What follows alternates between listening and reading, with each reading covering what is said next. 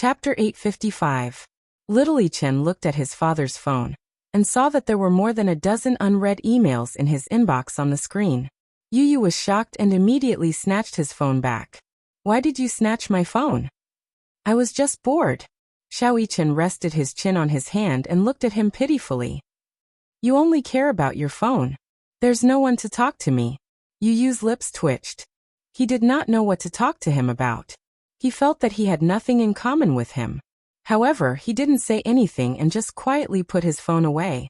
No matter how important the matter was, it was not urgent to deal with it after dinner. Thus, the two of them just stared at each other like that. Chen looked out of the window and saw people walking to and fro on the street. At this time, many people were strolling on the street. Suddenly, he saw two children playing, chasing each other, and fooling around not far away. He stared at them for a long time until the children disappeared from his sight. Then he sighed sadly. Suddenly he thought of something.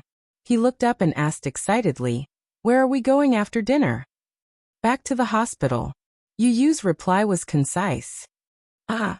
Chen dragged out the last syllable in disappointment. He held his head and looked disappointed. Compared to him, Yu was more like a mature and steady veteran. He said concisely, "After dinner, we'll go back to the hospital to accompany Mommy." "But I want to go shopping," he said. "It's rare for me to go out. I don't want to rush back." "Where do you want to go?" "The amusement park," Chen said, his eyes clear and bright. He thought about the last time he was in Tunghua Valley. He did not have enough fun and still wanted to go back. He did not have time to go on many rides and felt a little regretful. Yu frowned and reminded him in a low voice, "Chen, look at the time. The amusement park is closed a long time ago." "Oh." Chen sighed dejectedly. Yu held his forehead. This kid was really a child. But when he thought about it, it made sense. After all, Chen was at the age where he was playful. Presumably, he rarely had the chance to go out. Yaja was busy with work and rarely had free time. Therefore, he was afraid that he had neglected him, so he rarely went out. Therefore, he did not want to rush home. With that thought in mind, Yu said, "If we're done eating, shall we go watch a movie?" "Sure." Chen nodded happily. "Are there any good movies recently?" "Yes, there is one." Yu said, "Have you seen Zootopia?" "No." "It's an interesting movie. I'll watch it with you," Yu said. Chen nodded. "Okay." Yu smiled and picked up her phone to book the tickets online. This movie had been very popular recently, and it was hard to get a single ticket. Therefore, at this moment, he could only buy a seat at the back. After booking the tickets, the dishes were quickly served. The grilled fish was fragrant. Together with the skewers, it looked very tempting. Chen was already drooling. He eagerly picked up a grilled chicken wing and took a bite. Yu said, "Don't eat the tip of the wing." "Why?" Chen blinked and stared at him with a puzzled expression. "Because the tip of the wing contains toxins. The tip of the wing is equivalent to the lymph nodes of the human body. It's where the toxins are expelled." Chen was stunned when he heard that. Chapter 856. "I realized that you know quite a lot." Chen was a little surprised. "You seem to know everything." "Every time I cook braised chicken wings, I cut off the tip of the wings," Yu said. When he cooked, he paid more attention to these things. He knew what he could not eat and what was good for his body. Because he had an allergic constitution, he had to pay special attention to these things. His mother also had some things that she could not eat and had to abstain from. Therefore, he paid more attention to these things. Yu had just finished a grilled sausage when he suddenly saw a few waiters staring at them from the corner of his eye. He furrowed his brows and looked a little unhappy. Chen followed his gaze and saw a few waiters looking at their table from time to time. He was a little puzzled. Yu, These waiters are so pitiful." "Why do you say that?" Chen said sadly. "Look, they keep staring at us. They must be hungry."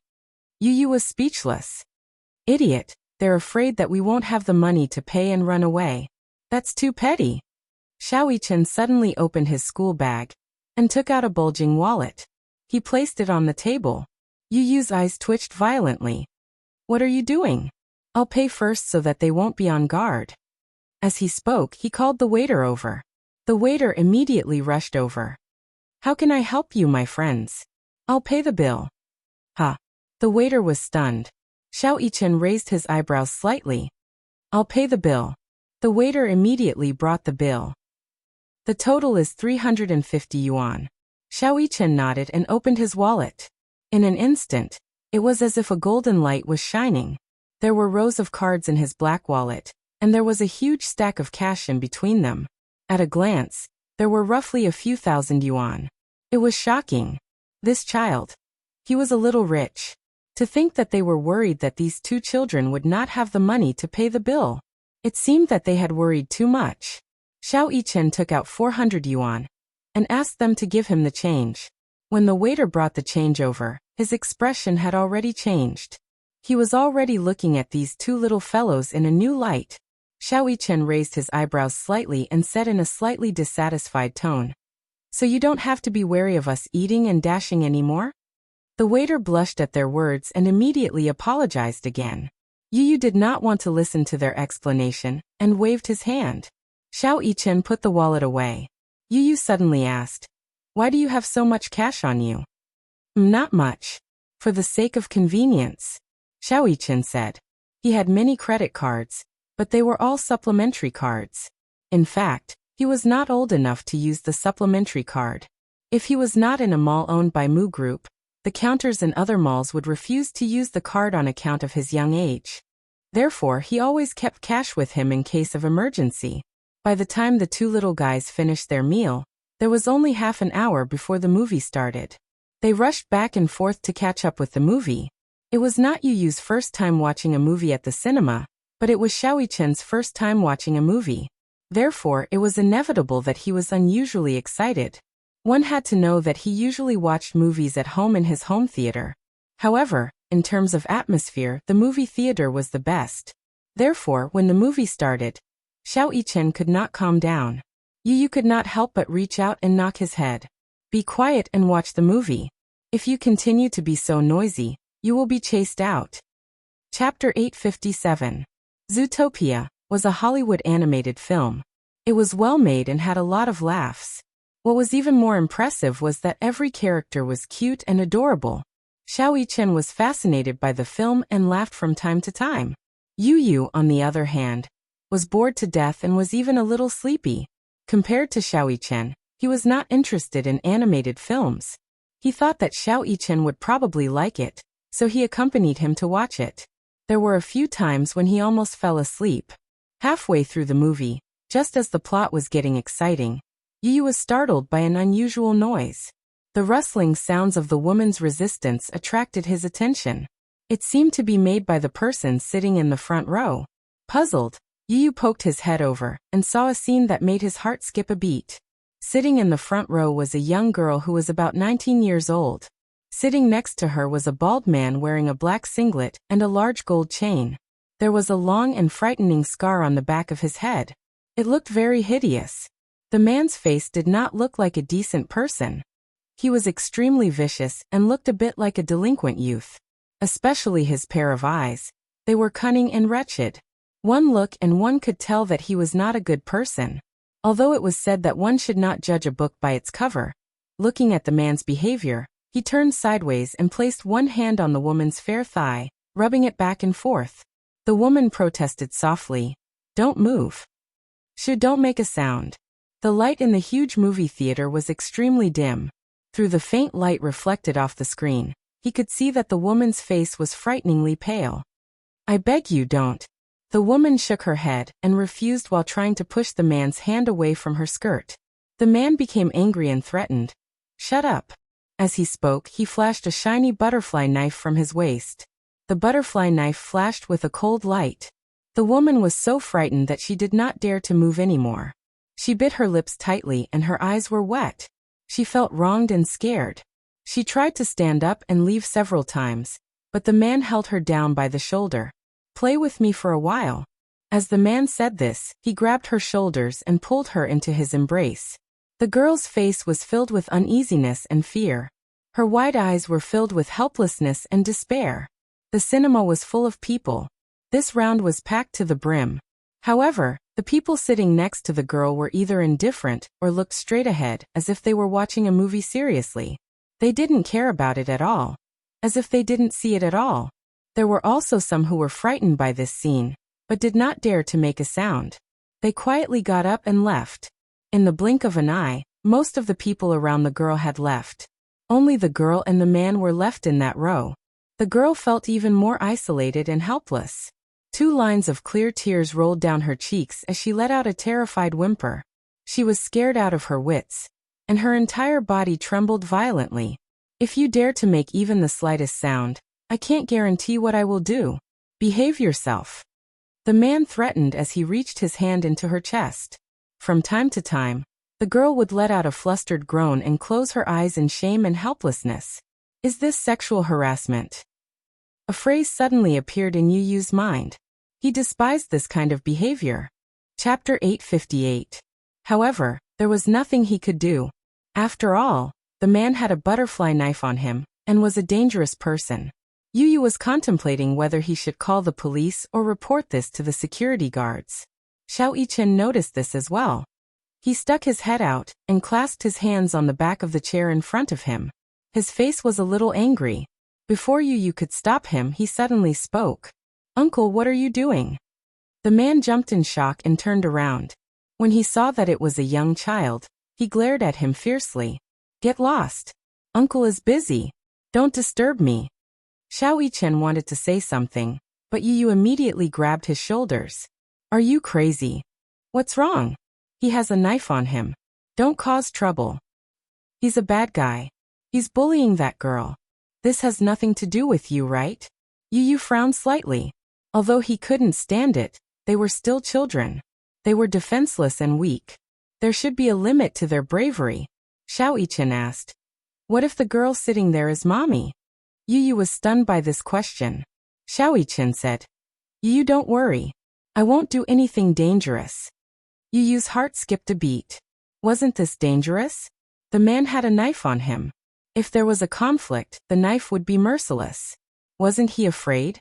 While he was still in a daze, Xiao Yichen stood up and walked to the front row. Just as the man was about to put his hand under the girl's skirt, Xiao Yichen grabbed his wrist forcefully. The man was shocked. He widened his eyes and looked up. When he saw that it was little Munchkin, who he had just scolded, he flew into a rage. "Kid, what are you trying to do?" The girl was also shocked. She looked up hopefully, thinking that someone had come to save her from the abyss of suffering. However, when she looked up, she saw that it was only a 6 or 7-year-old kid. Her hope seemed to have been washed away by a basin of cold water. Her face turned ashen again. Little Yichen glanced at her before shifting his gaze to the man. He sized him up from head to toe until his gaze landed on the man's shameful part, where a small tent stood tall. His heart was filled with disgust. "Uncle, haven't you heard of an old saying?" The man was stunned. He had thought that the child would be scared away by his ferocious face. But he didn't expect this kid to be so daring. "What kind of lady is she? A gentleman has his own way." As soon as he said that, the girl beside him looked like she did not know whether to laugh or cry. Was there such a saying? The man was also stunned. Who sent this kid to be a clown? Get lost. The man impatiently tried to shake off the kid's hand. However, he realized that the kid's hand did not budge even though he was using so much force. Instead, he tightened his grip. The man's arm was thick and strong, so his small hand was just enough to hold it. However, he didn't know where the kid's strength came from, but it actually hurt him. If the kid used more force, he was afraid that the kid would break his wrist. "You little brat, how dare you interrupt me? I told you to get lost. Didn't you hear me?" Chapter 859. His hands were twisted together in a strange position, and the pain made him break out in cold sweat. "Ah!" the man screamed. He did not expect a child to be so strong. "Uncle, what do you mean by, I'm disturbing you?" "None of your business. This is my woman, my wife. What I do has nothing to do with you." The man cursed unhappily. "Your wife?" Xiao Yichen blinked his big clear eyes and smiled wittily. Then he turned around and asked the girl, "Are you his girlfriend?" The girl was already dumbfounded. Seeing a child like him being able to hold on to such a strong man, she also felt that it was inconceivable. However, it was as if she was grabbing onto a life-saving straw. When he asked, she immediately explained incoherently, No, I don't know him. Oh. Xiao Yichen nodded and said to the man, Look, she doesn't know you. Why, are you trying to use force to force her to submit? You're so dirty. The man's face turned red and he threatened. You little brat, what does it have to do with you? If you don't want to die, let go of my hand. Otherwise, I'll stab you to death. The girl said with tears in her eyes.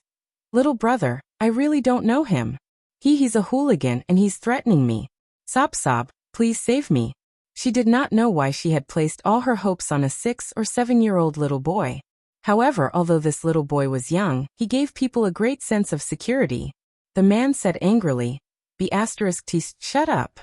As soon as he finished speaking, Xiao Yichen stepped on his toes. The man was wearing flip-flops, so his toes felt like they were going to be crushed under the force of Xiao Yichen's stomp. He immediately howled in pain and broke out in cold sweat. He tried his best to break free, but the child's strength was so great that he could not break free no matter how hard he tried. Xiao Yichen said slowly and elegantly, Uncle, you have to be more gentlemanly when you treat a lady. The sound of their conflict attracted the attention of other people in the theater. Seeing that the child had made a move, the other men felt ashamed, but at the same time, they seemed to have gained confidence. They walked forward and subdued the man. Yu rushed over with the cinema's security. However, when he arrived, he saw the man being pinned to the ground and little Yichen stepping on his head from above. He, too, was momentarily stunned on the spot. What was going on? Just now, when Xiao Yichen walked over, he was afraid that something would happen, so he hurriedly went to look for the security. However, it was different from what he had imagined. She thought that this man was very powerful, but she didn't expect him to be a weakling. The security guards dragged the man out of the theater and apologized to the audience. The girl was greatly frightened. She could no longer watch the movie. She tidied herself up and planned to leave. Before she left, she bowed deeply to Xiao Yichen and said, Little brother, thank you. Thank you for being willing to help me. If it wasn't for you, I really wouldn't know what to do. Thank you. Sister, did you come to watch the movie alone? I came with my boyfriend. The girl suddenly touched her sore spot. She could no longer hold back her tears, and they flowed down her face. Where's your boyfriend? Yu looked confused. Chapter 860. The girl recounted what had just happened. It turned out that the hooligan had been sitting in her boyfriend's seat. She had entered the scene first, and her boyfriend had gone to buy popcorn. Before the movie had even started, the hooligan had sat beside her. She had immediately reminded him that the seat was taken, but he had remained seated. When her boyfriend had arrived, the two of them had gotten into an argument. What she didn't expect was that her beloved boyfriend at first tried to reason with this delinquent youth. However, when this delinquent showed the butterfly knife in his hand, her boyfriend was forced to flee in fear, leaving her alone. Thus, she had been completely disheartened. When the girl had left, the movie was nearing its end. Xiao Yichen had already lost interest in the movie, so the two of them left the theater one after another. Yu had yet to recover from his shock. Yichen, weren't you afraid just now? Yu had to ask the question that had been bothering him. What was there to be afraid of? Xiao Yichen raised his eyebrows in confusion. That man had a knife in his hand. So what? If he had stabbed you with the knife, would you not have been afraid? Yu still had lingering fears and looked uneasy. He had been really afraid just now. If that man had really lost his mind and stabbed him with the knife, he did not dare to think about the consequences. Xiao Yichen thought about it carefully and suddenly smirked. The condition is that he has to stab me. Yu was stunned by his arrogant and disdainful words. Xiao Yichen saw that his eyes were still filled with uneasiness and shock. He could not help but move closer and nudge him with his elbow. Do you think that your brother is very powerful? Yu rolled his eyes. Don't be so full of yourself. Xiao Yichen glanced at him and suddenly thought of something. A gentle smile appeared on his face. Then, were you very worried about me just now? Just now, when Yu had rushed over with the bodyguards, he had clearly seen the worried look on her face. This younger brother of his was a little tsundere. He might not say it on the surface, but he might be worried in his heart. He must be worried about him, afraid that he would get hurt. Yu Yu glanced at him coldly but remained silent. Xiao Yichen immediately shouted in dissatisfaction. What's with that look? Nothing. Let's go. Yu Yu snorted and walked forward. Seeing this, Xiao Yichen hurriedly chased after him and held his hand tightly. Yu Yu was stunned and instinctively wanted to shake off his hand. However, Mu Yichen held on tightly and did not allow him to break free. Yu Yu, don't worry. I will only do things if I am confident. I won't do anything risky, Xiao Yichen explained in a serious tone. Yu Yu grunted gloomily. Next time, don't do this again. It makes me very worried. Xiao Yichen's expression did not change, but he was secretly laughing in his heart. This rascal was still so stubborn. He was clearly very worried about him, wasn't he? Who asked his younger brother to be so tsundere? He was clearly very concerned about him, but he never said anything. Xiao Yichen's mood lightened because of Yu Yu's silent concern. Yu Yu, your brother is very powerful, very strong. So, I will definitely protect you. Your brother is very strong. So, I will definitely protect you. Chapter 861. Yu Yu's heart skipped a beat, but he didn't say anything. He turned his head away awkwardly, but the corners of his mouth curled into a subtle smile. After walking out of the theater, they arrived at a huge shopping mall. There was an ice cream cart at the entrance of the mall. There were many pre-made popsicles on the cart. They were exactly the same as the ones sold by Fox Nick in Zootopia. Xiao Yichen asked, Yu Yu, do you want to eat a popsicle? Yes. Yu Yu licked his pink lips and nodded. Xiao Yichen asked him to wait for him at the same spot, and told him to take care of his wallet. Then he went to buy the popsicles. Yu Yu was waiting at the same spot when he suddenly felt a chill coming from behind him. His intuition was extremely sensitive, so when he glanced back he saw a large male palm reaching towards him, covering his mouth tightly. Yu Yu didn't even have the chance to struggle before he lost all resistance. When Xiao Yichen returned to the same spot after buying the popsicles, he realized that Yu Yu was nowhere to be seen. He frowned and looked around in surprise. However, he couldn't find any trace of Yu Yu. Where did he go? He bit his lip and felt that something was amiss. He didn't know what was going on. Yu Yu was gone. Where did he go? Could it be that he went to visit other stores? That was impossible. Yu Yu wouldn't go anywhere. He must have been waiting for him at the same spot. Where could he have gone? Xiao Yichen was so anxious that a thin layer of sweat appeared on his forehead. Yu Yu was carried out of the shopping mall by the man. He walked quickly. He widened his eyes and struggled with all his might. However, the man's strength made it impossible for him to resist. He held him tightly in his arms and his mouth was covered by his large hand. He couldn't make a sound. Was this a kidnapping? Or had he been abducted? He was a little surprised. He had no idea who this man was. The news that he had seen a few days ago suddenly flashed through his mind. It was said that a child was taken away by a human trafficker in a big shopping mall. The child was crying nonstop and attracted a crowd. However, the human trafficker was very clever. In the face of the crowd's doubts, he calmly said that the child was disobedient and needed to be disciplined. He claimed to be the child's father. However, no matter how much the child cried and screamed, "You are not my father! You're not my father!" However, the crowd still did not suspect him. Most of them were just there to join in the fun and watch. In essence, they were indifferent. Thus, the poor child was abducted just like that, and his whereabouts were still unknown. Yu Yu broke out in a cold sweat. Could it be that he had been kidnapped? With such suspicions, he looked around and suddenly caught a glimpse of a large gold chain around the man's neck. An ominous suspicion arose in his heart. Could it be that delinquent youth from the cinema just now? He didn't remember wrongly. Earlier in the cinema, although the lights were dim and he couldn't see the man's face clearly, he remembered one thing clearly. That was that the man was wearing a gold chain around his neck. He looked like a ruffian. Then it must be this man. Could it be that this man was here for revenge? Without waiting for him to think too much, the man carried him to a secluded alley where no one seemed to pass by and threw him on the ground. Chapter 862. His shoulder, in particular, had hit the ground and almost dislocated it. He hugged his shoulder and sat up from the ground. When he looked up, he saw that the man was indeed the delinquent from the movie theater. He held his bald head with his large palm and glared at him with a pair of fierce and gangster-like eyes. He immediately scolded him. "Brat!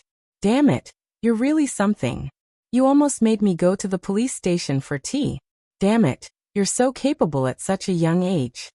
Yu bit his lip hard. The man probably thought that he was Xiaoyi-Chen. Earlier in the movie theater, the man did not realize that the two little guys were twins. However, he remembered Xiaoyi-Chen's appearance very clearly. He thought about how the brat's interruption had ruined his plans and almost made him go to the police station.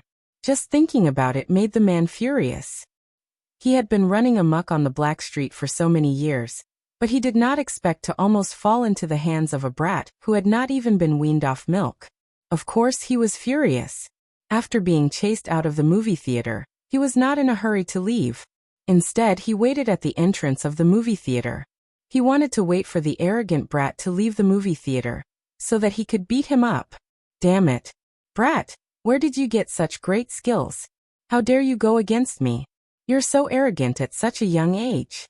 The bald man squatted down in front of him and slapped him hard on the cheek. Yu turned his face expressionlessly and glared at him coldly. The bald man was surprised and said, Little brat, have you learned your lesson? What's wrong? You were so arrogant just now. Why are you afraid now? You're not saying anything? Aren't you very capable? Now you don't even dare to say a word." Yu shrunk his shoulders and his eyes were full of disgust. It was as if he was disgusted by the man's touch. He had always been polite and well-behaved. He rarely cursed or even scolded someone. However, when faced with this man, he could not help but want to call him trash. He used his power to bully others. He had nothing but power, so he used it to bully the weak. He was the most shameless.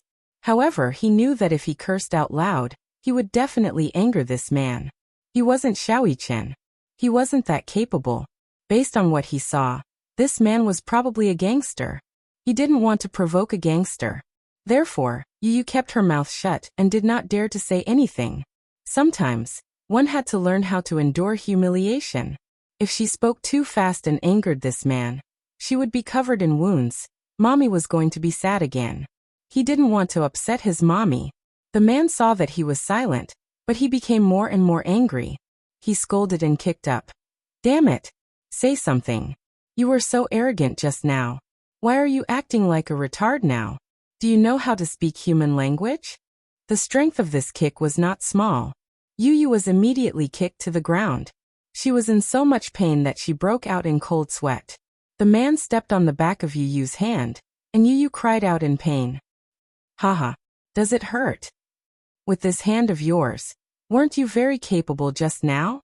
Why can't you use any strength now?" The man humiliated him as he twisted his heel and stomped on his hand again and again. Chapter 863. Despite the increasing pain in his hand, Yu still kept his mouth shut and did not utter a sound. Not to mention begging for mercy, he did not even groan in pain. "Damn it! You little brat, you sure have a tough mouth." The man slapped her in the face again. Yu's face was turned to the side from the slap. At the same time, the wallet in his arms fell to the ground. Yu was shocked and reached out to pick up the wallet. However, the man was one step ahead of him and snatched the wallet away. The bald man snorted coldly and smiled evilly. He opened the wallet and saw stacks of cash and rows of exquisite credit cards. "Oh, are you a rich kid?" The man was shocked. Then he smirked evilly. "I didn't expect you to be a rich kid. You have so much money on you. You must be extremely wealthy, right?" Yu's brows furrowed deeply as he demanded in a neither servile nor overbearing manner. "Return my wallet to me." "Is this your wallet?" The man smirked. "Did you say this is your wallet?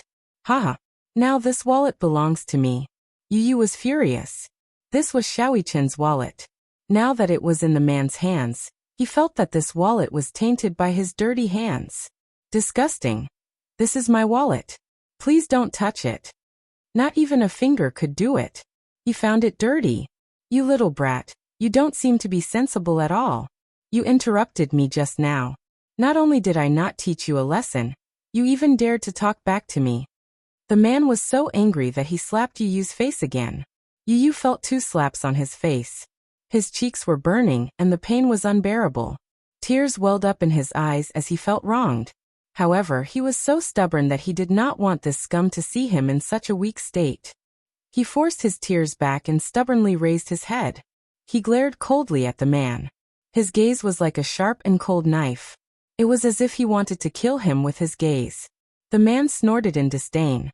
You brat, you're quite stubborn. Looks like I have to teach you a lesson. With that, the man spat and grabbed Yu Yu's collar. Just as he was about to give him a kick, a childish voice was heard from behind. Get lost. I won't allow you to touch a single strand of my brother's hair. The bald man was stunned. Before he could react to the situation, he felt a fierce murderous aura coming from behind him.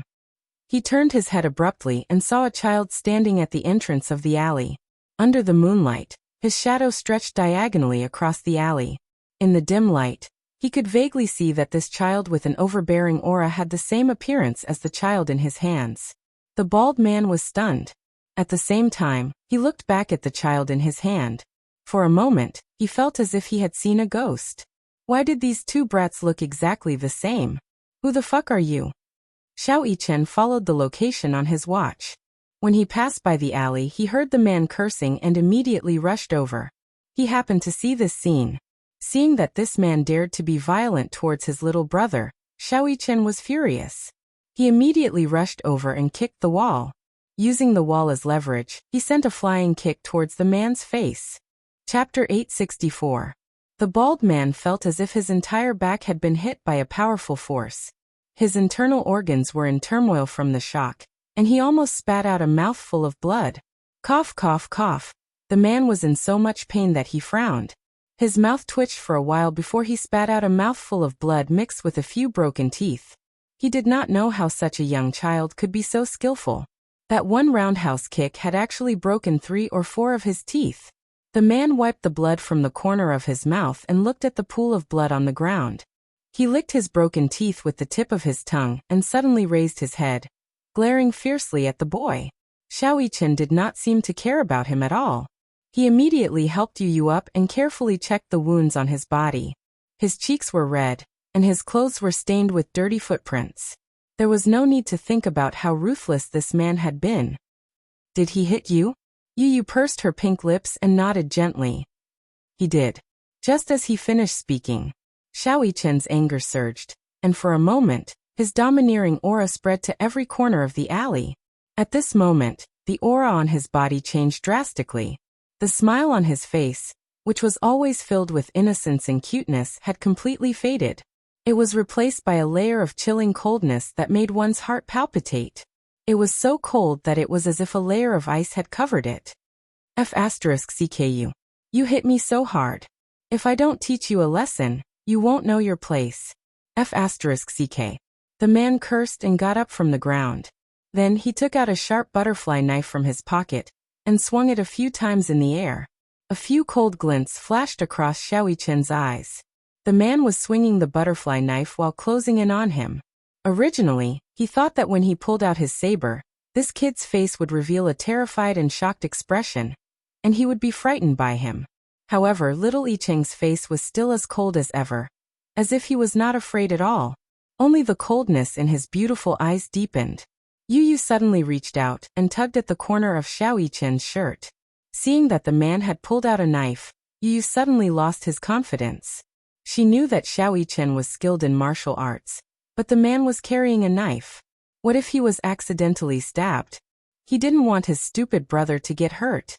Xiao Yichen noticed that he was tugging at the corner of his shirt and turned around to look at him. What happened? He has a knife on him. Yu Yu wanted to say something but hesitated, not knowing what to say. However, the worry in his eyes could not be concealed. Xiao Yichen looked into his eyes and saw the deep worry in his eyes. Only then did his icy expression soften a little. He could tell that his younger brother was worried about him. Therefore he comforted her. Don't worry. I'm fine. Go and call the police now.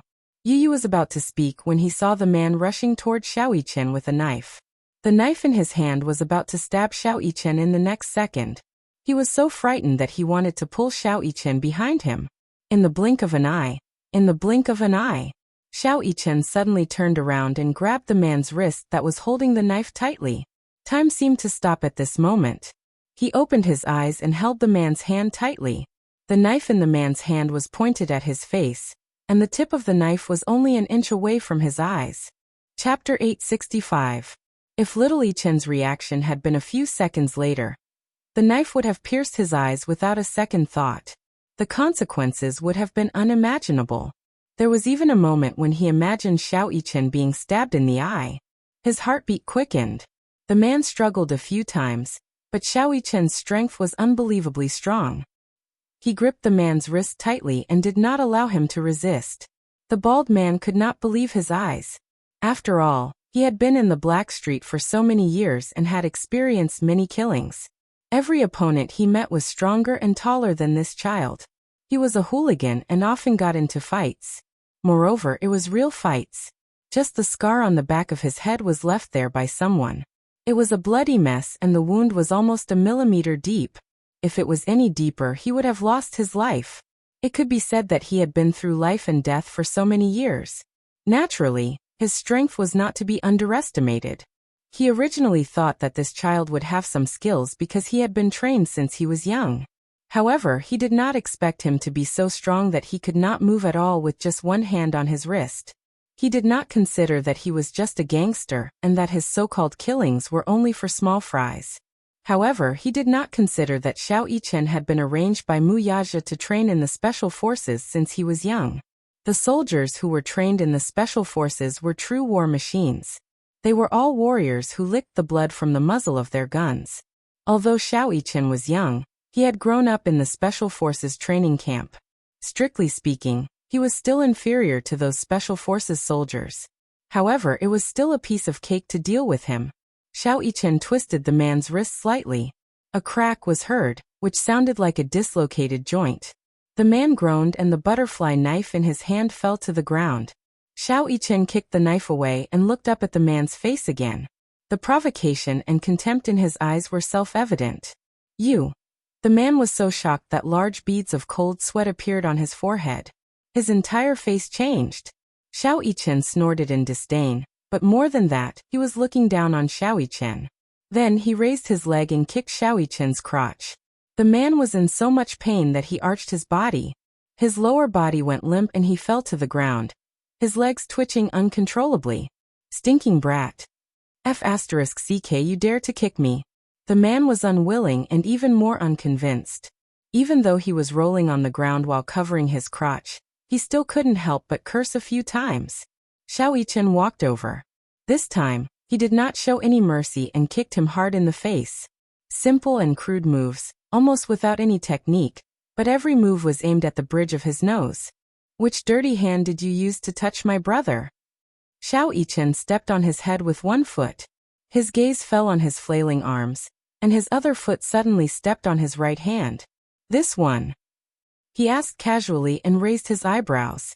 His tone was cold and dangerous. "Let go." The man cursed. Xiao Yichen increased the strength of his foot and brazenly stomped on his face. "Shut up." Bang. Xiao Yichen kicked the bridge of his nose again. The man groaned and was in so much pain that tears rolled down his cheeks. Chapter 866. Yu, who was standing at the side, was dumbfounded. This stupid brother of his, he thought that other than a cute face, there was nothing good about him. He did not expect him to be so powerful. He was much more powerful than he had imagined. He was like a cold warrior. For a moment, he seemed to see Mu Yaja's arrogant and domineering shadow in him. He was handsome. Even though he did not want to admit it, he had to admit that Xiao Yichen was elegant and handsome. "Brother." Xiao Yichen turned around and looked at him. Yu immediately walked over. "Brother, where did this guy touch you just now?" He slapped me twice." "And?" Xiao Yichen asked again. "He kicked my shoulder." "Come here and return what he gave you just now," Xiao Yichen said. Yu was stunned and shook his head. "Why? You don't dare?" Xiao Yichen looked confused. The man at his feet did not dare to speak. He was like a dead fish waiting to be slaughtered. He had no other choice but to surrender. Even though he did not want to admit it, he had to admit that this kid was a ruthless character. Don't be afraid.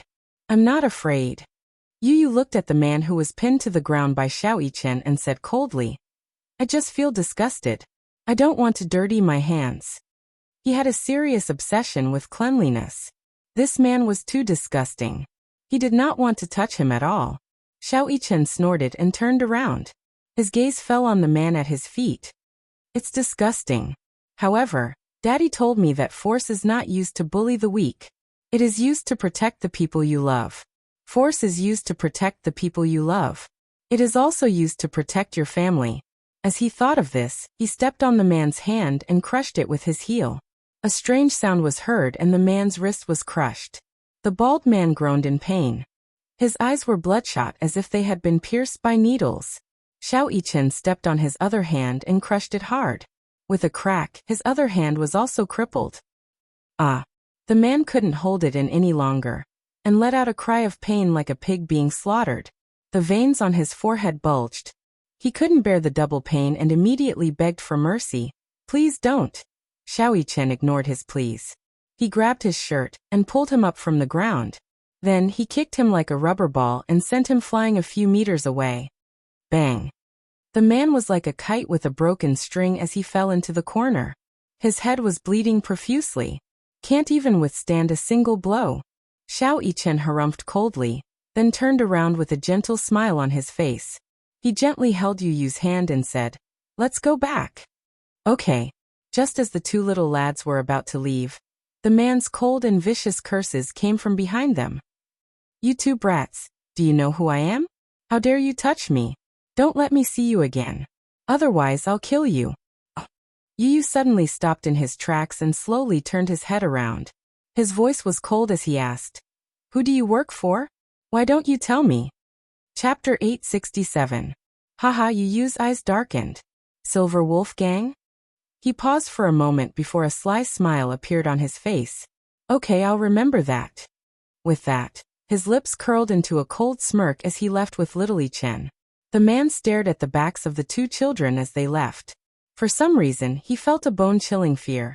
Before returning to the hospital, Yu specially went to a children's clothing store to change out of his dirty clothes and buy a new set of clothes.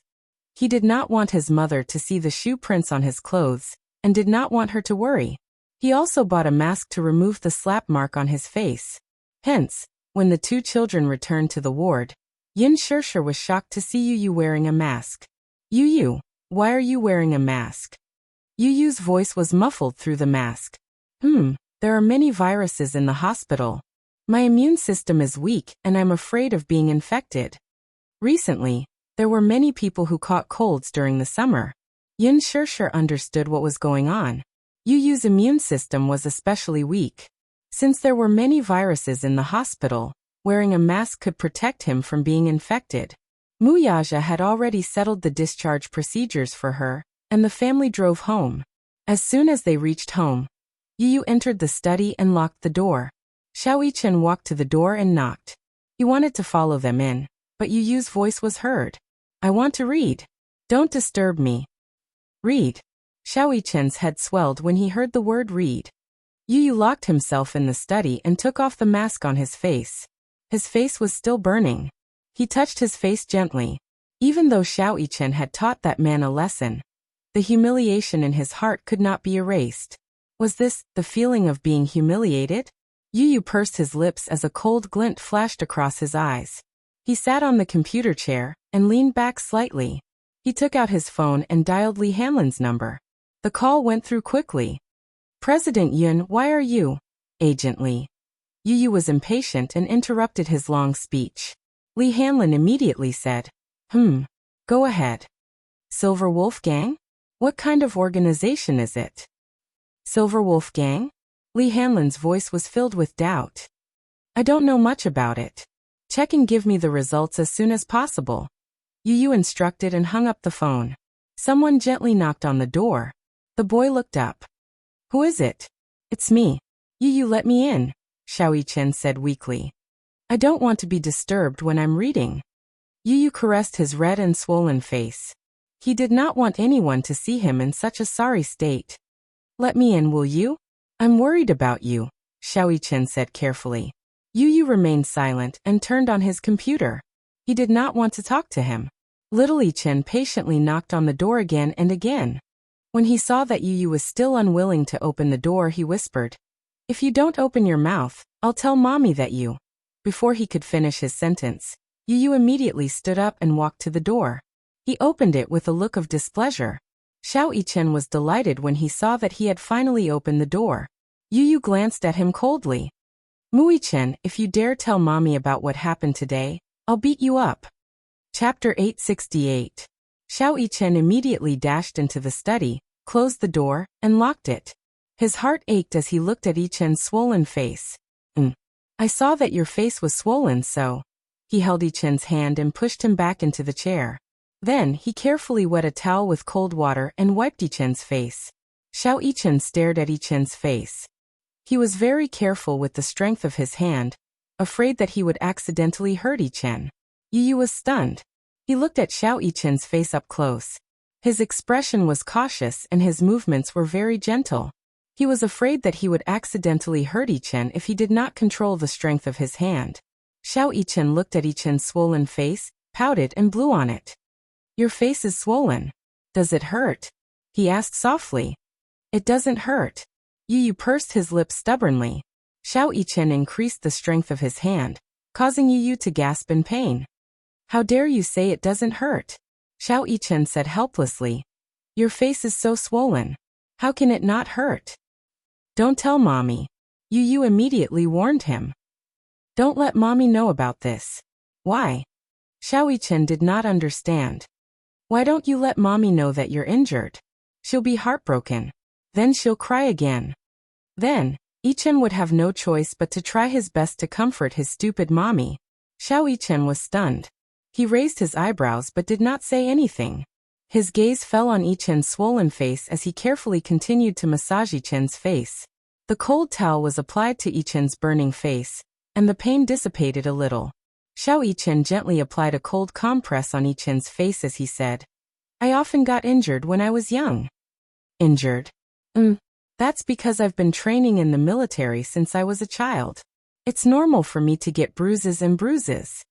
Xiao Yichen pursed his lips as he recalled his sad past. "You're training in the military?" Yu Yu's eyes widened in disbelief. "Why?" "Because Daddy wants to train me. Daddy said that boys should know how to endure hardships from a young age and practice some skills. This way, when they grow up, they will be able to protect their loved ones." As Xiao Yichen spoke, he paused and said with some distress, "In the past I really didn't understand why the other children had such a happy life, but I had no choice but to stay in the military and receive such boring training. Every time I got hurt, no one comforted me or encouraged me. Training in the army is really tough. There was once when I was training in the wild, I was accidentally bitten by a snake and bled a lot." As he spoke, Xiao Yichen's hands suddenly stopped moving. "Did you know? It's a very thin and long snake. I don't know if it's poisonous, but it bit my ankle. It was so painful that tears came out of my eyes." As he narrated, the scene vividly appeared in Yu Yu's mind. The thought of the snake wriggling in the grass, especially when it raised its head and flicked its bright red tongue continuously, sent chills down Yichen's spine. It must have been very painful. Yu Yu frowned slightly. Just imagining that scene was enough to make one fearful. Of course it was very painful.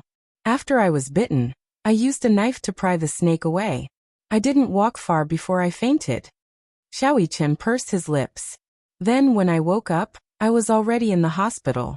I heard from the captain that the snake was poisonous. Fortunately, we found it in time. Otherwise, I would have died. Chapter 869. Yu Yu's heart skipped a beat. He did not expect Xiao Yichen to be so powerful. How much had he gone through to become so strong? He had thought that this kid was not human. He was so small, yet he was able to fight against an adult thug. It was truly shocking. It turned out that he had gone through hellish training in the army since he was young. Yu Yu asked again, "What happened after that?" Xiao Yichen pursed his lips. "After that, I recuperated for a while and returned to the army for training." Yu Yu was speechless. Based on Yun Shishir's personality, she would have been heartbroken and would not have let her beloved go through that torture. The training in the army is dry, tedious, and especially cruel. There is no winning or losing. There is only life and death. Xiao Yichen spoke calmly. He did not think that it was a mistake for his daddy to arrange for him to enter the army for training. I didn't understand in the past, but I do now. Daddy said that the weak are prey to the strong in this world. No matter what the rules are, they are decided by the strong. Therefore, I want to be a strong person and protect my beloved family. The weak are prey to the strong. The rules are decided by the strong. In the past, he did not understand and felt that his daddy's decision was too cruel. He had almost lost his life a few times and almost had a brush with death. But now he understood. That's why sometimes I really envy you. Yu looked up at him in disbelief. This kid said that he envied him? That was because he did not understand how he had lived for the past 7 years. If he did, he would not have said such things. It was getting late. Mu Yaja received a call and rushed back to the office. Yin Shishir carried Xiao Yichen to the bathroom for a shower. Yu was in the study reading the emails that he had not read yet. Li Hanlin called to say that he had investigated the matter. The Silver Wolf Gang is a group of thugs from the East Street. The East Street is the territory of the Gu family. East Street, a famous black street in the capital. The Li Dongqiang he knew was a small fry in the East Street. And this East Street was under the jurisdiction of the Gu family. The Gu family can be said to be a powerful family that exists side by side with the Mu family. In the past few years, they have used some means to whitewash many of the black assets under their name and set up a listed company. After all, they are a century-old family and still have many forces entrenched in the capital. East Street was one of the assets under the Gu family's name. In the Gu family, other than the head of the family, Gu Jinglian, the Gu family was divided into 2 branches and 4 halls, all of which were headed by members of the Gu family elder cabinet. This Eastern Street was under the jurisdiction of the Vermilion Bird Hall's hall master, Gu Aoshua. It was said that the Silver Wolf group that Gu Aoshua had set up on East Street was actually a debt collection company. To put it bluntly, it was a debt collection company. Debt collection company? Chapter 870. The Silver Wolf group had a bad reputation. In order to get back their debts, they would resort to any means possible. Apart from that, the Silver Wolf Group was also in charge of the biggest underground casino under the Gu family. They were very rampant. Director Yin, why did you ask me to investigate the Silver Wolf Group? Agent Li, I understood something yesterday. Yu suddenly said. Li Hanlin was stunned. Yu said calmly. This world is crueler than I thought. It's the law of the jungle. The weak will never be able to set the rules. That's why I want to become stronger. Then what you mean is, the Hurricane Group wanted me to join them.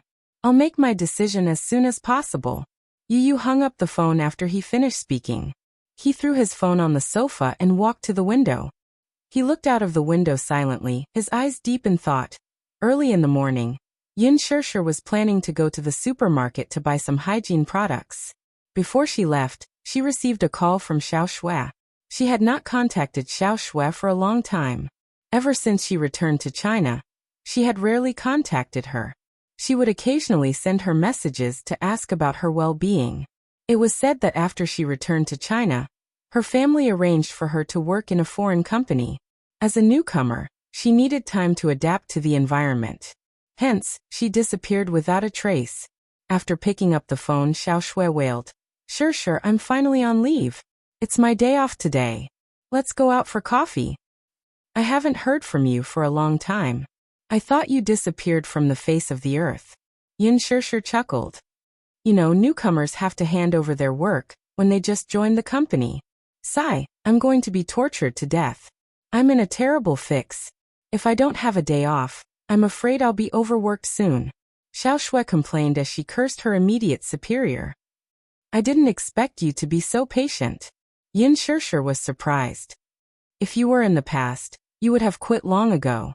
I was immature in the past.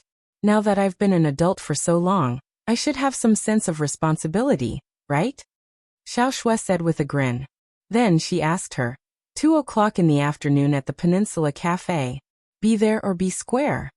Just like that, they made a promise to the world. In the afternoon, Yun Shirshir dressed up and went out early. She specially went to the dessert shop to buy Xiao Shue's favorite vanilla pancake and hurried over. When they arrived at the Peninsula Cafe, Yun Shirshir sat at the reserved seat. Because she came early, Xiao Xueran had not arrived yet. She first ordered a cup of mocha frappuccino, leaned on the sofa comfortably, and looked out of the window at the street scenery outside. In the afternoon, the warm sun shone on her body. She closed her eyes comfortably. The weather tonight wasn't too hot, and the temperature was just right. She even felt a little sleepy, so she simply curled up on the sofa, closed her eyes, and pretended to sleep. When Xiao Shui arrived, she happened to see a portrait of a beauty. Yun Shirshir was nestled in the corner of the sofa. The warm sunlight outside the window shone on her cheeks, making her skin look as white as jade. Drunk on the fragrance of a beauty, for some reason, this word suddenly popped into Xiao Shue's mind. They hadn't met for a long time, and Yun Shirshir suddenly became charming. It was probably because she had been too busy with work in the past, and neglected her own appearance. Chapter 871. Yun Shirshir felt awkward at first, but her manager said, "You're not famous now, but when the movie is released and you become famous, if the media publishes those sneaky photos of you dressed so shabbily and without class, they'll think that I'm abusing you." Yun Shirshir had no way of rejecting his offer. Thus, beautiful clothes of various styles filled her entire wardrobe. In fact, she was the kind of woman who let nature take its course. She was not good at clothes, and her manager often complained about it. Xiao Shui was gratified. A while ago, Yun Shirshir was very popular on Weibo, so much so that Xiao Shui, who did not use Weibo often, developed the habit of scrolling through it. She was sincerely happy for her. "Shirshir." Xiao Shui called out a few times tentatively. Yun Shirshir opened her eyes abruptly and woke up. When she saw her friend's warm smile, she could not help but smile. "Xiao Shui, you're here." There was a traffic jam for half an hour because of a car accident. "Boohoo. Shirshir, you must have waited for a long time." "It's okay." Her words came to an abrupt halt. Yun Shirshir caught a glimpse of an unfamiliar man standing beside her, and could not help but be startled. Xiao Shui followed her gaze, and saw the man beside her. She immediately hooked her arm around his, and leaned her head on him like a little bird, introducing him generously. "Shirshir, let me introduce you. This is my boyfriend Gao Nan. We've been dating for a month. Today is our 1-month anniversary, hee. You don't mind that I brought my boyfriend along, right?" Yun Shirshir's face was blank for a moment before she smiled. "Why would I mind? It's just a little too sudden." Gao Nan immediately stepped forward and extended his hand to Yun Shirshir, saying politely, "Hello Shirshir. I'm Gao Nan, Xiao Shue's colleague and boyfriend. She often talks about you." For some reason, the man's gaze on her made her feel particularly uncomfortable. She did not know if it was an illusion or something, but she felt that the man's gaze was particularly deep when he looked at her. It was so deep that it made her hair stand on end. However, his gaze soon returned to normal. "Hello." Yun Shirshir shook his hand. However, when she wanted to withdraw her hand, the man's grip tightened. Yun Shirshir's face embarrassed, and she pulled her hand back. "What's wrong with this man? It's so strange. Why is he holding my hand so tightly?" Yun Shirshir's impression of the man instantly. She felt that the man's gaze on her, and it was especially uncomfortable. Xiao Shui and Gao Nan and the waiter. She ordered 2 cups, coffee and snacks. Shirshir's coffee too, Gao Nan's, who was the woman's. Before Yun Shirshir could reply, Xiao Shui shook her head. "Shirshir has never liked coffee." "Why?" Gao Nan's attention seemed to be especially focused on Yun Shirshir. He looked at her and smiled politely. "Coffee may be bitter, but it's especially fragrant when it's added." "I don't like coffee." "Thank you." Yun Shirshir politely declined. Since she said so, Gao Nan could not say anything else.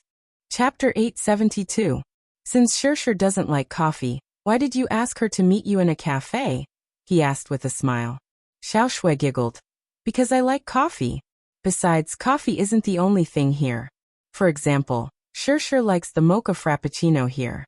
Every time we come here, I'll order a Blue Mountain and she'll order a mocha frappuccino. That's how we spend the whole afternoon. Then let's order another mocha frappuccino for Shirshir." Seeing that Yin Shirshir's mocha frappuccino was almost half filled, the man suggested. Yin Shirshir immediately shook her head. No need. It's not good to drink too much of the sweet stuff. Yes. You'll get sick of it if you drink too much. Besides, Shirshir is a superstar now, so she has to maintain her figure. Only then did he say, Shirshir, just order whatever you like. Don't be too restrained. She immediately rebuked. Do I need you to tell me that? Shirshir and I have been in a relationship for so many years. Yin Shirshir tugged at the corner of her lips, feeling extremely awkward inside. She felt that Gao Nan had been particularly enthusiastic and concerned about her ever since he appeared. Isn't he afraid that Xiao Shui will be jealous when he treats me so gently? Girls don't like it when their partners are too attentive and gentle to other girls. Xiao Shui had not seen her for more than a month, so she had a lot to say to her, such as how hard it was to adapt to the company environment, how she met and fell in love with her boyfriend, and so on. In short, she had a lot to say to Yin Shirshir. However, before she could say much, Gao Nan suddenly interjected. I heard from Xiao Shui that you're filming in the production team now. His sudden interruption stunned Xiao Shui, but she did not think much of it and just went along with his words. Yes, Shirshir is filming in the production team of The Green Apple, as the female lead. Moreover, the male lead is played by Gu Xingze. Shirshir will definitely shoot to fame when this movie is released. Yin Shirshir smiled shyly. Xiao Shui, what do you mean by instant fame? You're exaggerating a little too much. That's right. Shirshir was already famous. She was featured in all the behind-the-scenes videos posted by the crew of The Green Apple. It's obvious that the crew is also trying to support Shirshir. Xiao Shui was stunned for a moment before she asked curiously. Huh? You're on Weibo too? Didn't you tell me that you don't use Weibo? Gao Nan replied. I just opened my Weibo account. Oh, why didn't you tell me that you opened an account? Let's pay attention to each other. Xiao Shui said. Speaking of which, Shirshir, I didn't expect you to have a Weibo account as well. You even followed me first. I'm so excited. What's there to be excited about? He's a superstar. You're a superstar now. Now that I've caught the attention of a superstar, my friends are so envious of me. Xiao Shui suddenly had an idea and said, Shirshir, if only I could catch the attention of Gu Xingze. Even if it's just for a day, I'll be so happy. You're Gu Xingze's fan? Yin Shirshir was a little surprised. Yes. I have a collection of his posters at home. I've been following him since his debut. I've been his fan for 10 years, and I have all his albums. I can watch every single one of his movies dozens of times. Xiao Shui immediately turned into a fangirl at the mention of Gu Xingze. Yin Shirshir did not expect Xiao Shui to be Gu Xingze's die-hard fan, and was a little surprised. Chapter 873. Her words brought the topic back to her once more. Yin Shirshir was stunned for a moment before she gave a perfunctory reply. It's all right. Filming is work and all work is hard. Yeah. I used to think that those who say work is tiring are just making groundless moans. But when I joined the company, I realized that working is really tiring. She complained bitterly. Yin Shirshir knew her best friend well. She grew up in a good family, and was a typical rich missy. Back then, when she was still in college, she had her first BMW, which attracted the envy of many. Hence, the little princess, who was used to living at home, found it hard to adapt to work. When she was still in school, she went to a cafe to work part-time with her on a whim, but she gave up after a few days. Indeed, she could not bear hardships. Hence, she was quite surprised that she could persevere for a month without quitting. Why don't you work in the family company? Well, because my dad told me to go to a foreign company to hone my skills before returning to the family company, she replied. Still, he's also surprised that I can persevere. I didn't expect you to persevere either. Do you know why? She winked at her mysteriously and suddenly smiled shyly. It turned out that not long after she joined the company, she was transferred to the administrative department as a secretary. The head of the administrative department was Gao Nan, who was sitting next to her. Speaking of Gao Nan, Xiao Shui, who was in love, was like a little girl who had just fallen in love. She began to talk about her relationship history. Gao Nan was the head of the administrative department, and the son of a shareholder of this foreign company. He came from a good family, and was considered a good match for the Xiao family. He was handsome and elegant, so he was the prince charming in the hearts of many girls in the company. Naturally, he captured Xiao Shue's heart. The only reason she could persevere was that her admiration for him had turned into motivation. She was a girl who dared to love and hate. She never liked to bury her feelings for the people and things she liked in her heart. Half a month after joining the administrative department, she mustered the courage to confess to Gao Nan. To her surprise, he agreed. The two of them quickly confirmed their relationship. Xiao Shui even planned to bring Gao Nan home to meet her parents in the second half of the year. Now that she was in the honeymoon period and had tasted the sweetness of love, Yin Shishir could not help but frown at the mention of meeting her parents. Isn't this progressed too fast? Shishir, after having Gao Nan, I really feel that I'm the happiest woman in the world. Xiao Shui smiled contentedly, her face brimming with undisguised happiness. Yin Shishir smiled too, but she suddenly realized that Gao Nan's gaze was still fixed on her even as Xiao Shui said this. He couldn't help but feel a little uncomfortable. Xiao Shui suddenly remembered something and said, "By the way, do you still remember Huang Lily?" Huang Lily. She muttered the name under her breath. Of course she remembered it. Huang Lily was the campus belle, and the dream lover of many boys. However, she did not have a good impression of her. She didn't know why, but Huang Lily was always at odds with her. She always put on airs in front of her, which made her feel uncomfortable. What happened to her? Chapter 874. As she spoke, she took out an invitation from her bag and handed it over. Yin Shishir's eyes lit up as she took it from her. It was an invitation to a class reunion. Yesterday, she informed her classmates in the WeChat group that there's going to be a class reunion. Apparently, it's at Yongya Private Clubhouse. She couldn't reach you, so she asked me to contact you. Yin Shishir replied. Yongya Private Clubhouse? I heard that it's very expensive. In her impression, Huang Lily came from an ordinary family. Why would she choose to hold a banquet at a private clubhouse? Xiao Shui smiled contemptuously. Her family is so poor, and she hasn't had a job since graduation. She even posts travel photos on her WeChat moments. How can she afford such an expensive place? She's so vain. I bet she's hooked up with a rich man, so she can't wait to show off to us. Yin Shishir rested her chin on her hand. Actually, I don't really want to go. I don't want to go either. If I go, I might have to see some pretentious people showing off their boyfriends, bags, diamond necklaces. It's so boring. Yin Shishir, however, remained silent. Xiao Shui continued. However, this time, our class monitor said that he's going to emigrate soon. This is his last class reunion before he leaves the country, so he hopes that the whole class can be present. Since he said so, I can't refuse. He's going to emigrate? Yin Shishir had some impression of this class monitor. His name was Meng Qinghe, and he took good care of her. When is the class reunion? It's tomorrow. Yin Shishir was stunned. Shishir, are you willing to go? Xiao Shui asked tentatively. Yin Shishir was silent for a while. I don't want to go. Go, Gao Nan suddenly said. I'll go with Xiao Shui tomorrow.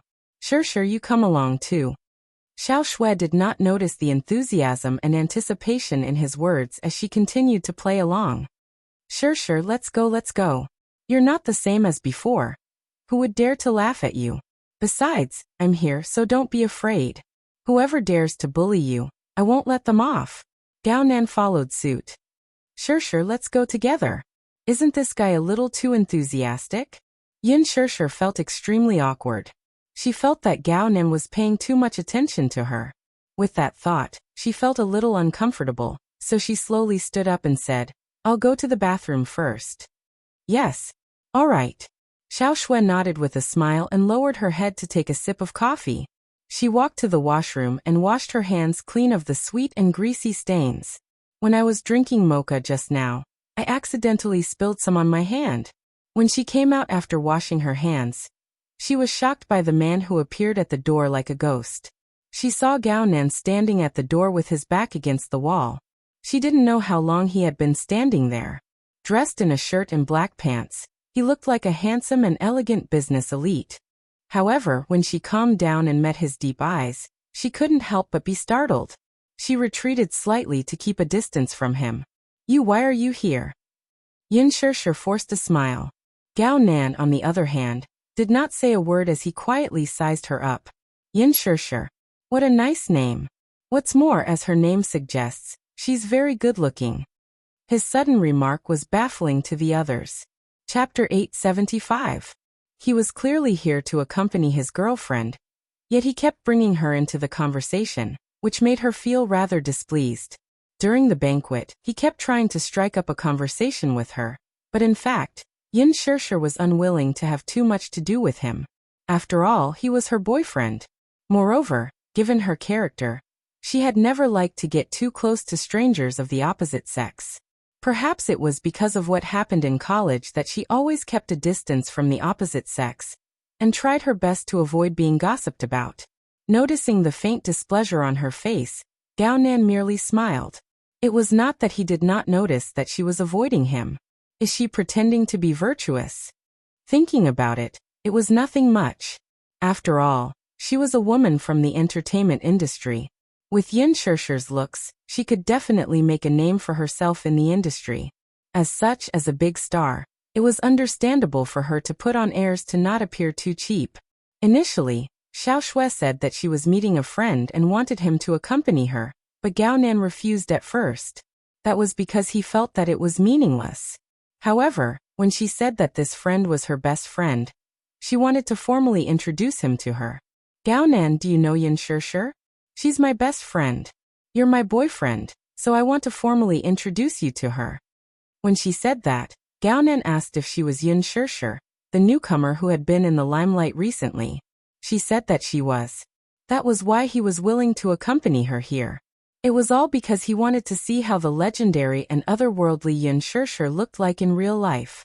However, when he followed Xiao Shui into the cafe, he caught sight of Yin Shishir nestled on the sofa, dozing off. The moment he saw her face, it was not an exaggeration to say that he was taken aback. Stunning. He did not expect Yin Shishir to be prettier in real life than in the photos exposed on Weibo. For a moment, he could not help but be tempted. Gao Nan smiled, but this smile was different from the polite one he showed to Xiao Shui earlier. Yin Shishir saw the strange smile on his face, and felt her scalp go numb for a moment. She forced a smile and said, I'll go back to my seat first. Xiao Shui is still waiting for me. Just as she was about to leave, her arm was grabbed by Gao Nan. The man grabbed her arm and pulled her toward him. Startled, she lifted her head to look at the man's smile, only to find it a little strange and unfathomable. He was about 1.8 meters tall, so when she stood in front of him, she was just below his shoulders. He pulled her back, but Yin Shishir didn't like his touch. She frowned. You. With your looks, your net worth must be very high, right? Gao Nan's sudden question came out of nowhere. Yin Shishir was taken aback by his words, and did not understand what he meant for a moment. Gao Nan continued. I heard that any woman who can make a name for herself in showbiz has a sugar daddy behind her. You've just debuted, yet you're already famous.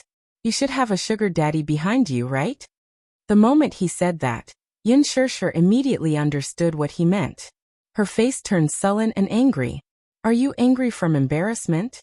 Chapter 876. What do you know? Yin Shishir could tell what kind of person he was. She shook off his grip and turned to leave. However, the man had already seen her as his prey, since he had his eyes on her. How could he let her escape? Hence, he wrapped his arm around her waist. Yin Shishir's expression changed as she felt the hand around her waist tighten. She was then pulled back and pinned against the wall. His tall body blocked her escape route, trapping her between him and the wall. You're asking me what I know? What I know is that for a woman like you, everything has a clear price tag. For example, what's the price for a meal? What's the price for sleeping with you for a night? Since you're such a woman, we're both well aware of such things. You don't have to pretend to be so virtuous in front of me. I've seen it too many times, and it's inevitably disgusting. His mother was Chungguang Entertainment's director and shareholder. Since he was young, he often attended dinners with his mother. Some female celebrities pretended to be dignified and elegant on TV, as if they were so beautiful that not a speck of dust could stain them. What about in private, though? Didn't they obediently attend dinners with just a phone call? Be it dinners or sleeping partners, they all had clear prices, ranging from hundreds of thousands to millions to tens of millions. As long as one had money, was there any celebrity in the entertainment industry who could not sleep with him? He had seen plenty of such things. When he looked back at those female celebrities who pretended to be virtuous in front of their fans, he could not help but feel disgusted by the fact that they had to set up a monument for themselves. I don't know what you're talking about. Yun Shirshir's face turned red as she glared at him in embarrassment and anger. Gao Nan, I'm giving you face on account that you're Xiao Shue's boyfriend. Don't bite people like a mad dog. A look of annoyance surfaced on his face, but it was soon replaced by an amused smile. You're saying that I'm a mad dog? Interesting. This little mouth of yours is really quite fierce, huh? Or are you just playing hard to get? Are you using this method to attract potential investors? This man was truly shameless. On the surface, he looked like a decent human, but he was actually a beast dressed in human clothing. Deep down, he was such a frivolous person. Gao Nan lowered his head and leaned close to her neck. He took a deep breath of the fragrance from her hair and grinned frivolously. You smell so good. I wonder how it tastes when you're in bed. Gao Nan, I'm warning you. Let go of me. Yun Shirshir found his face to be extremely disgusting and resisted with all her might. However, Gao Nan's body was strong, and he had been exercising all this while. Her resistance was nothing to him. Yun Shirshir, let's lay things out on the table and talk things out. How much do you get for one night? The price is clearly stated. I don't want to play games with you. It's boring. Get lost. Yun Shirshir warned in disgust. How much? The man acted as if he did not hear her, and ignored the disgust in her eyes. 500,000? 1 million? With your looks, it's understandable even if you ask for 10 million. His arrogant words did not hide his humiliation toward her at all. Chapter 877. How could this man be so overboard? Recalling the shy and lovable look on her friend's face when she snuggled up to him, Yun Shirshir's heart ached for her friend all of a sudden. She was so angry that she was rendered speechless, and her face was full of anger. However, the more angry she was, the more Gao Nan was distracted. Right from the start, most of the women around him could not wait to get close to him. However, even if she was playing hard to get, she was still playing tricks with him. Still, he had to admit that he had developed a strong interest in her. Lowering his head, Gao Nan unscrupulously admired the angry look on her face. She was glaring at him with a pair of eyes that were filled with forbearance and stubbornness. Her beautiful eyes were as ethereal and beautiful as the distant mountains. Coupled with her pure and refined face, it was so tender that it looked as if it could be broken with a snap of his fingers. Her angry face seemed to have been smeared with pink rouge, making her look charming and alluring. As if possessed, he lowered his head with a greedy look in his eyes. He wanted to kiss her seductive little mouth, but Yun Shirshir quickly dodged, and then raised her hand to give him a hard slap. Smack! He gave her a hard slap. She angrily pushed him away. She felt that she was degrading herself by being looked at by this man for an extra second. I've never seen such a shameless man like you. Yun Shirshir angrily gritted her teeth. If she didn't control herself, her whole body would probably tremble in anger. I didn't expect you to hide such a disgusting face despite your dignified appearance. Gao Nan subconsciously touched his cheek, which was burning hot. This woman's slap wasn't light at all. However, instead of getting angry, he laughed. Touching the corner of his lip, which had been cut by his teeth, he licked it and tasted a hint of blood. Pooh! He laughed. What's wrong? Are you angry? Gao Nan looked at her with contempt in his eyes, as if her slap was not serious at all. It was probably one of her tricks to loosen the reins in order to get closer to him. What's there to be angry about with a man like you? He just felt that it was really disgusting. When Yun Shirshir thought of Xiao Shui, she suddenly felt indignant for Xiao Shui. Such a man was clearly a wastrel, and was not worthy of Xiao Shui. I'm warning you, please behave yourself. You're betraying Xiao Shui, do you understand? Her? I'm just playing with it. Once I'm tired of it, I'll just throw it away. His face was frighteningly cold. Xiao Shui is my friend, and I won't allow you to treat her like this. Yun Shirshir was furious. The man snorted. What right do you have to say this to me? This is between me and her. It's not up to you to interfere. When he said that, Yin Shirshir fell silent. She had nothing to say. It was as if she didn't have the right to ask about this matter. However, she just couldn't stand it anymore. She clenched her fists and asked, "Are you like this in front of Xiao Shui?" Gao Nan raised a brow, obviously not understanding the meaning of her words. Yin Shirshir continued, "Or do you pretend to be a dignified gentleman in front of her, but behind her back, you put on such a disgusting face?" Her? Chapter 878. As if he had just heard the funniest joke in the world, he coldly said, "She can pretend in front of me, but I can't do the same in front of her." "What do you mean? Isn't that the case?" He sneered. "Yin Shirshir, stop acting all high and mighty in front of me to accuse me. What right do you have to be so arrogant? Why are you still acting all high and mighty in front of me?" Yin Shirshir was dumbfounded. Gao Nan continued, "Xiao Shui is quite an interesting woman. We've been in a relationship for so long, but she only lets me hold hands and kiss. She won't let me touch anything else. I say we're already adults, so why is she still acting like this? Just who is she pretending to be pure and innocent like a white lotus for? What era is it now? Why is she still so conservative and chaste? Does she really think of herself as Du Shernyan? Is she so precious that I can't even touch her? Is she made of gold?" Yin Shirshir was stunned for a moment. When she realized what kind of vicious words the man had used to criticize her friend, she trembled in anger. "Yin Shirshir, you know what kind of society we are in now, right? Aside from kissing and holding hands, how can we still be considered a couple? Or has she never treated me as a boyfriend? If it weren't for her family's wealth, I would have dumped her long ago." After a pause, he continued, "To tell you the truth, if it weren't for the fact that we're well matched in terms of social status, I wouldn't have agreed to date her. Other than her family's background and her looks, what else is attractive about her? Shameless." Yin Shirshir was so angry that she could not speak. "Shameless?" He took a step closer to her and looked down at her condescendingly. His tone was both sarcastic and mocking. "To me, a woman only has two functions. The first type was a woman of equal social status. If he married her, he would be able to expand his family's territory. The other is to satisfy a woman like you, who is just a tool to satisfy her biological needs." Yin Shirshir's bottom line was immediately crossed.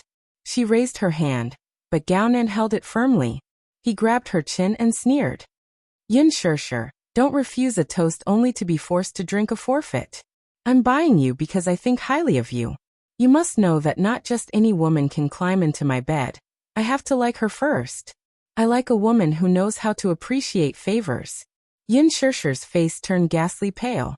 She was so angry that she laughed and enunciated each word clearly. "Gao Nan, you're not even worthy of my attention. What? Honestly, a man like you is no different from a worm in a stinky ditch." She paused for a moment before her words escaped from her red lips. "It's dirty, disgusting, and disgusting." With that, she broke free from his grip and walked away, ignoring the man's livid face. Gao Nan was so angry that he stood rooted to the ground, unable to come back to his senses for a long time. When she returned to her seat, Xiao Shui was looking at the street outside the window. Seeing her return, she turned her head and smiled. Just as she was about to speak, she saw the latter's gloomy face. She lowered her head and kept quiet after returning to her seat, which made her feel a little strange. "Shirshir, what's wrong with you?" Yin Shirshir raised her head and looked at her with a complicated expression. She opened her mouth but couldn't utter a single syllable.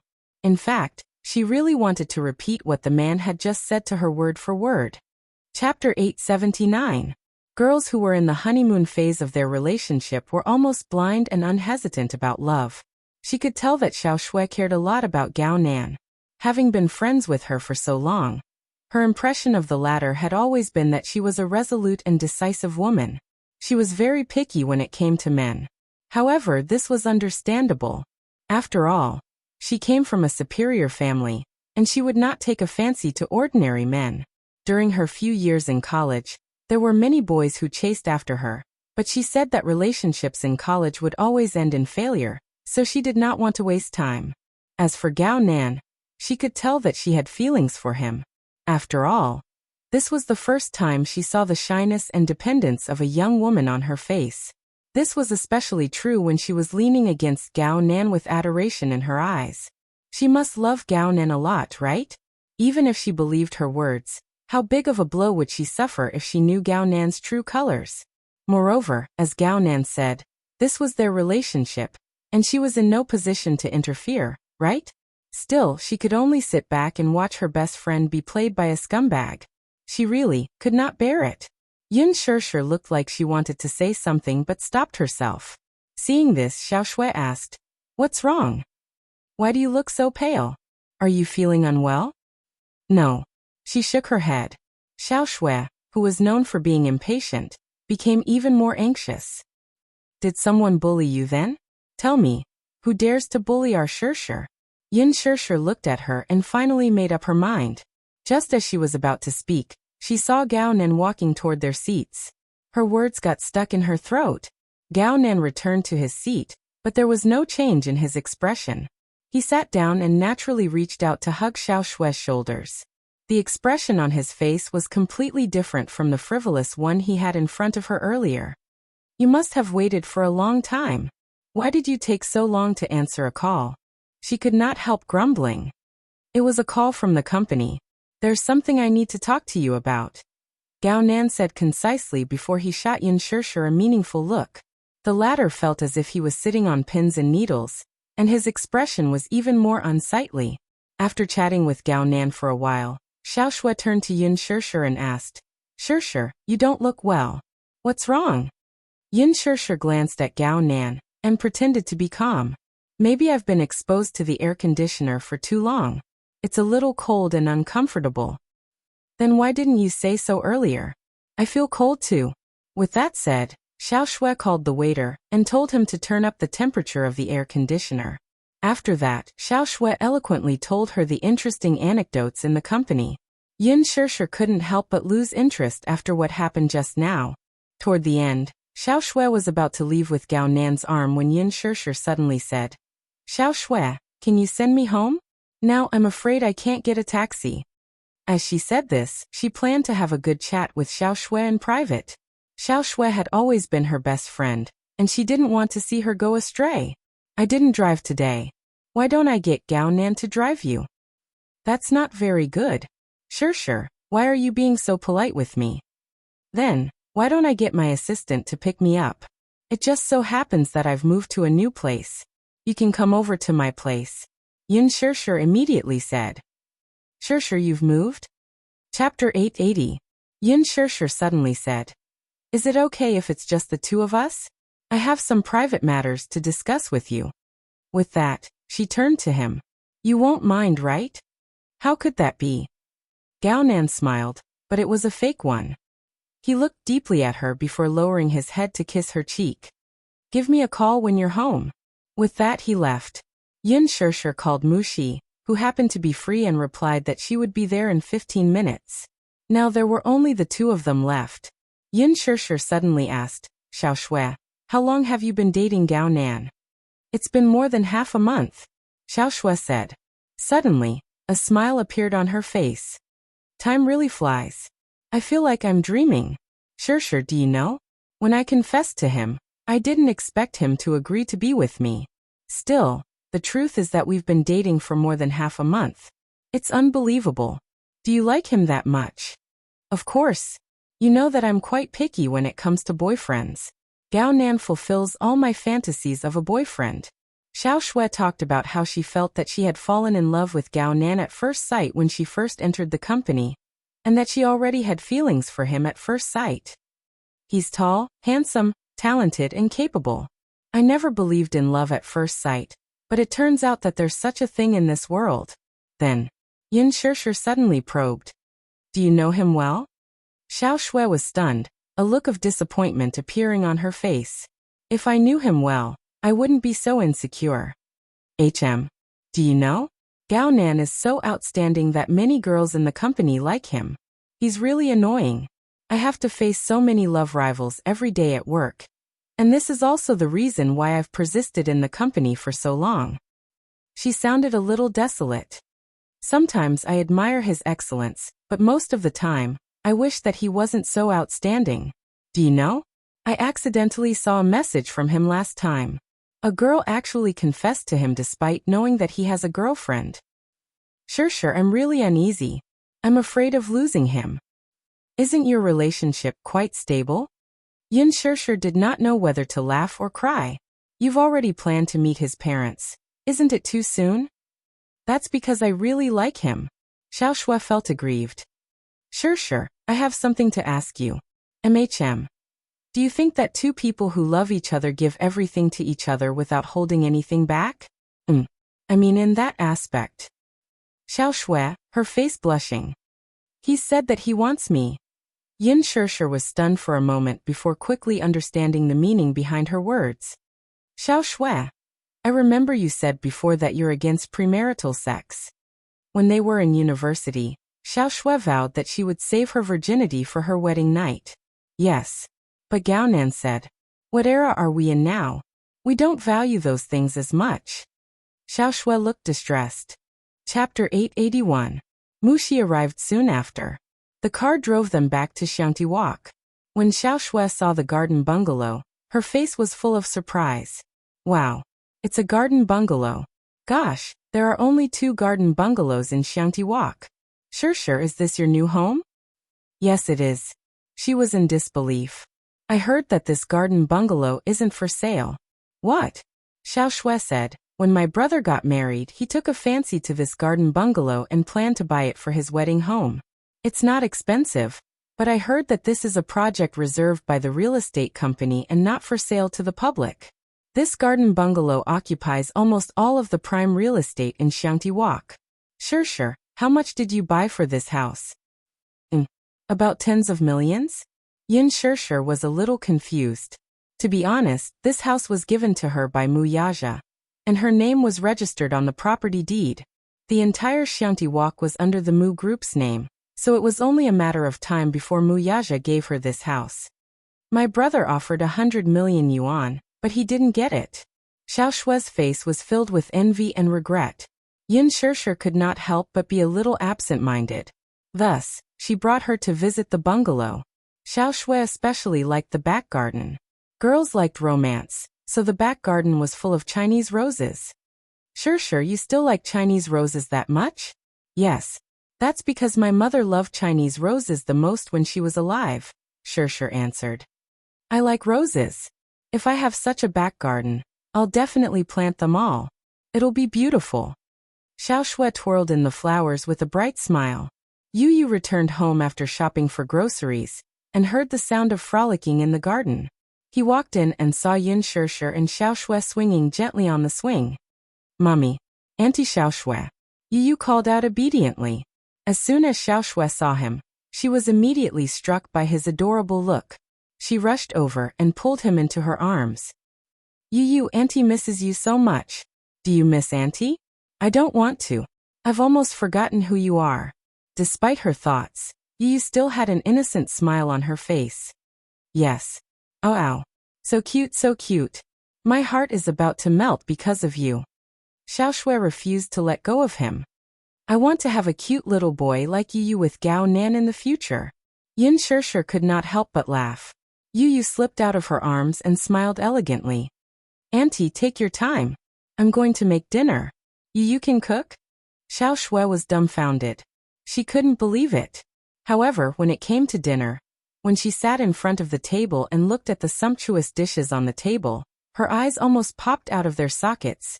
Yu was obedient and cute, and he even did the housework. She thought of her cousin.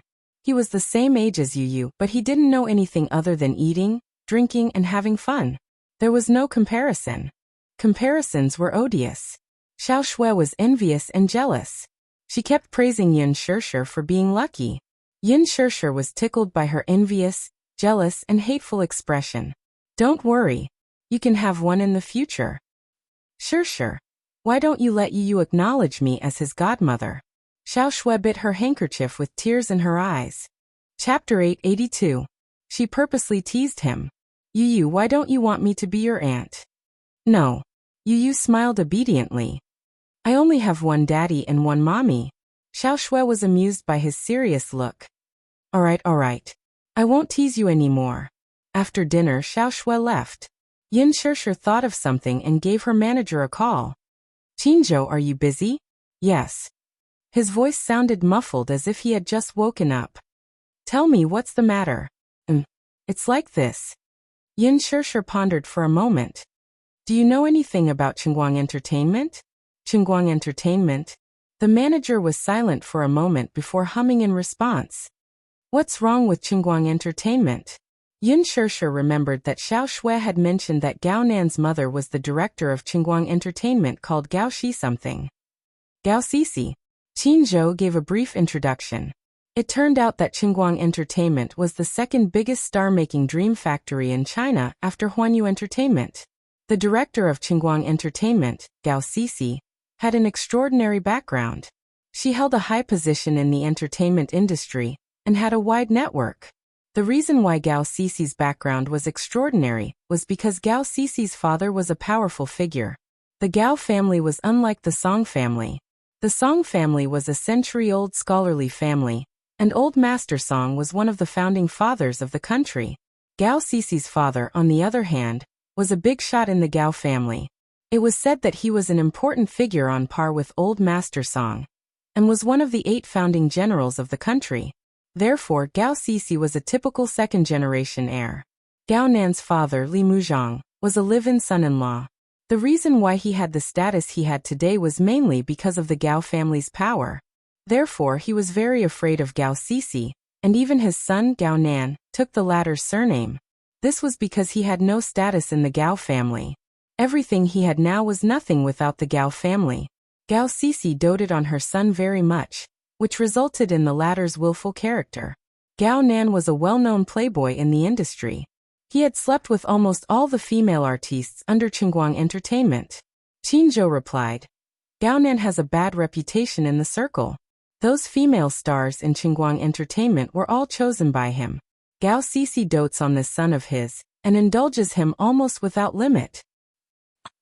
Yin Shishir did not expect Xiao Shui's boyfriend to be such a man. If I talk about his romantic past, it will definitely topple your worldview. Gao Nan's character was unpredictable, and he was short-lived when it came to women. One day, he would speak sweet nothings to you, but the next day, he would toss you far away in the blink of an eye when he had a new lover. In this circle, there was no woman he couldn't get his hands on. If the woman resisted him in the slightest, he would resort to underhanded means to force her. Do you know Lin Yin? Well, wasn't it very popular a while ago?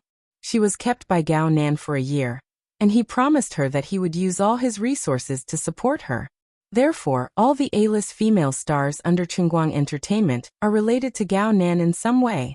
As for what kind of relationship they have, I don't think I need to spell it out. Yin Shishir felt disgusted. It turned out that he was not only a scumbag, but also a stud horse. Chapter 883. Qingzhou deliberately tried to scare her. After a pause, he asked in confusion, Why did you suddenly mention this person? It's nothing. I'm just asking. Gao Nan will use all means at the banquet if he fancies a woman. Sure, you're in the entertainment industry, and the waters are deep. You must know how to protect yourself. Qingzhou advised her once more. Yin Shishir thanked him. After hanging up the phone, Yin Shishir leaned on the sofa in a daze and fell into deep thought. According to Qingzhou, Gao Nan had a bad reputation in the industry. If he had so many women around him, why would he still want to be with Xiao Shui? To me, women only serve 2 purposes. One is a woman of equal social status. Marriage with her can expand the family's territory. The other is a woman like you, a tool to satisfy his physiological needs. Yin Shishir suddenly recalled his words. Could Xiao Shui be the first type? Did he only choose her for the sake of his family's alliance through marriage? Unable to sit idly by, Yin Shishir decided to have a good talk with her friend. At the very least, she must let her see the man's true colors.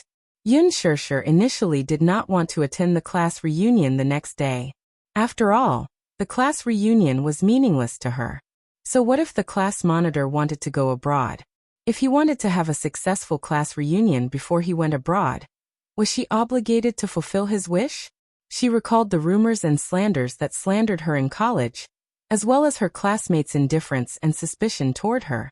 She had no feelings for her college classmates and could not even remember their names. However, at the thought of Xiao Shui and Gao Nan attending, she decided to attend the banquet despite her worries.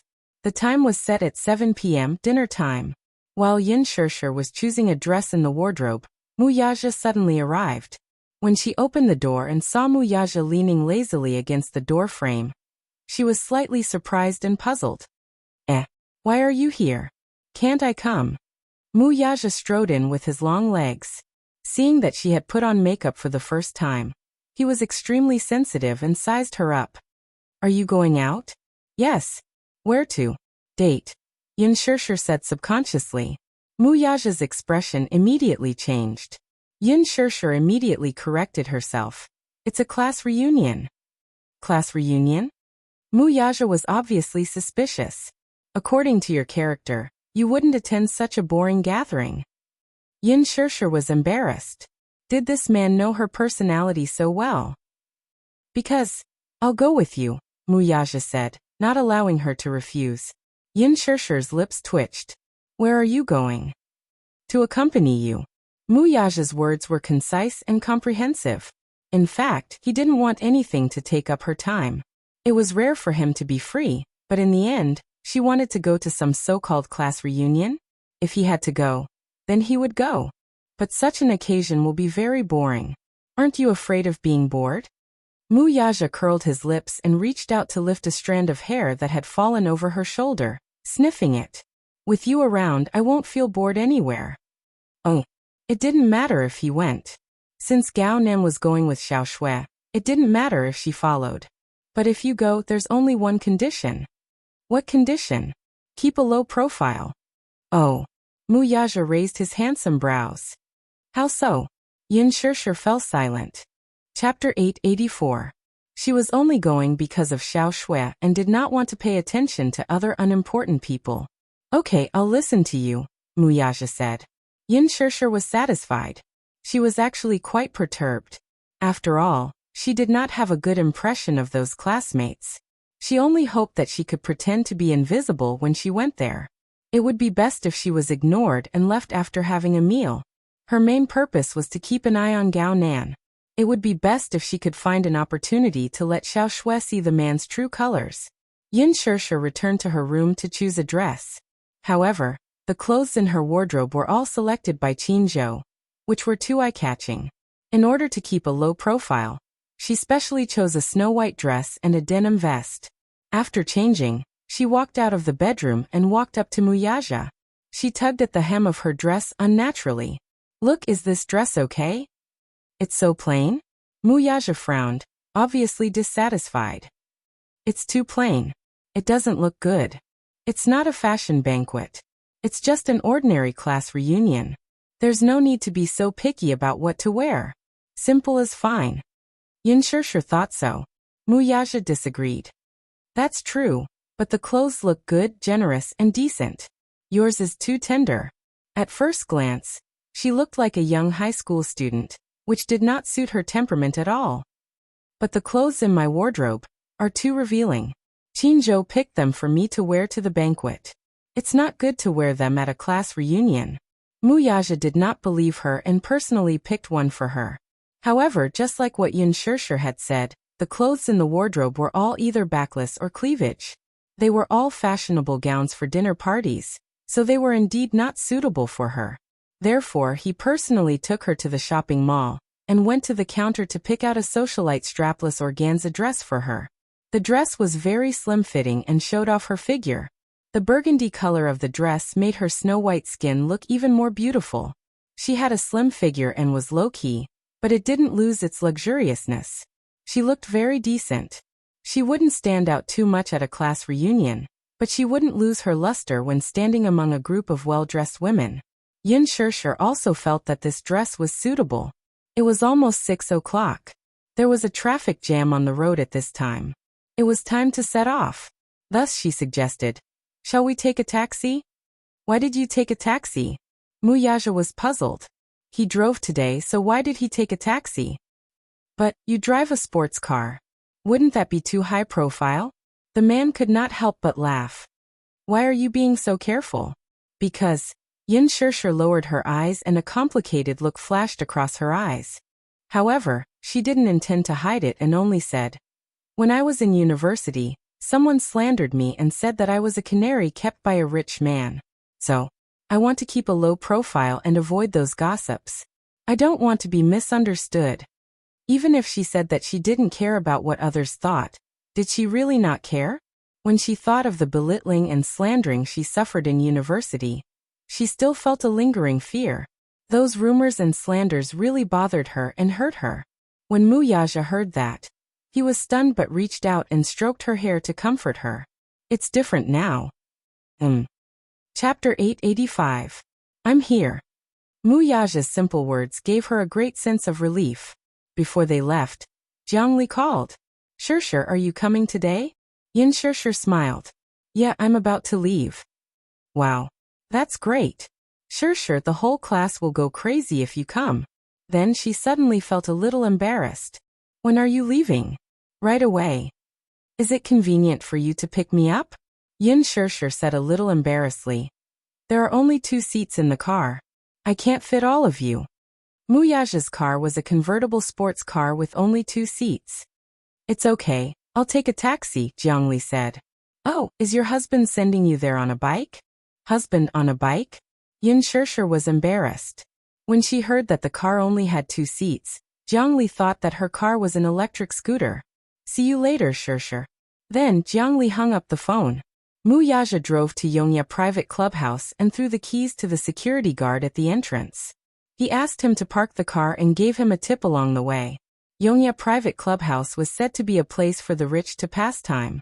Just a membership card was enough for ordinary people to work hard for half their lives.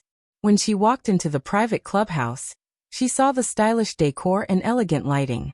Yin Shirshir saw Jiangli standing in front of the mural and looking at it. She called out, Jiangli. Jiangli turned around. When she saw her, she was about to greet her excitedly. However, when Muyaja stepped through the door, she was stunned. Oh my God! What a handsome man! He was like a statue of the gods, a perfect work of art. The man stood beside Yin Shirshir. He had a golden ratio figure, and his legs were straight and slender. He was wearing a simple white shirt and black trousers. However, even with such a simple outfit, Jiangli felt that this man's aura was terrifying. He should be a high and mighty figure. The man had fair skin, well-defined facial features and deep, dark eyes. They were suffused with a charming luster, but they were cold and unapproachable. He had a handsome nose and extremely sexy thin lips. This was a breathtakingly handsome man. From the moment he stepped through the door, the large foyer seemed to become even more resplendent. The man had been silent the whole time. He exuded the aura of an emperor from head to toe. He was elegant and calm. At a glance, one could tell that he was either rich or noble. Jiangli could not help but find it difficult to breathe. At first, she wondered who this man was and why he suddenly appeared here. However, when she saw the man standing beside Yin Shirshir and reaching out to hook his arm around her shoulder, she couldn't help but be stunned. Her face was full of excitement. Shirshir, he's your husband. Jiangli looked back and forth between the man and her in a daze. Her eyes were filled with disbelief. He had to admit that this handsome man and Yin Shirshir looked very compatible when they stood next to each other. Yin Shirshir was about to speak, but Muyaja beat her to it. Hello. His voice was not deliberately cold, but his tone was indifferent and did not have any warmth. However, he did not deny Jiangli's suspicions. Therefore, Jiangli tacitly agreed that he was Yin Shirshir's husband. Chapter 886. It was not that she was not envious. Not only was this man handsome, but he also had the grace and elegance of a noble. Thinking about her husband, Jiangli felt lucky that she did not bring her husband along today. Otherwise, she would feel embarrassed when compared to Yin Shirshir's man. Everyone had a sense of vanity, and so did Jiangli. Seeing that Yin Shirshir could find such an outstanding and handsome man, Jiangli was naturally envious. Yin Shirshir asked, Jiangli, are you the only one here? No, I just arrived too. Lily has already sent the private room number to the WeChat group. Let's go in. Okay. The waiter immediately came over to lead the way. Jiangli had never been to such a place and felt very reserved. Hence, she quietly tugged at Yun Shishir's sleeve and whispered, "Shishir, this is my first time coming to such a place. This place looks so classy. Is it very expensive?" Yun Shishir also smiled. "It's my first time here too. I don't know why Huang Lili chose such a place. It makes me feel quite reserved and uncomfortable." Jiang Li said sincerely. The waiter walked in front. When he heard Jiang Li's words, a look of disdain appeared on his face. One look at the way this person spoke, and one could tell that he was a commoner. This was a private clubhouse with a membership system. One could not spend money here just because they had money. The prerequisite was that one had to have status to be able to enter and become a member here. The waiter brought them to the private room and pushed the door open. Jiang Li had just stepped in when she was shocked by the scene that entered her eyes. She had thought that it was just a small private room. She did not expect this private room to be more than 300 square meters in size. After entering, there was a huge living room. After passing through a long corridor, there was a billiard room, a chess room, a dining room. The entire private room was extremely luxurious. It was carved with jade, and it was a gorgeous palace pavilion. The room was equipped with the most luxurious fabrics, furniture, and facilities.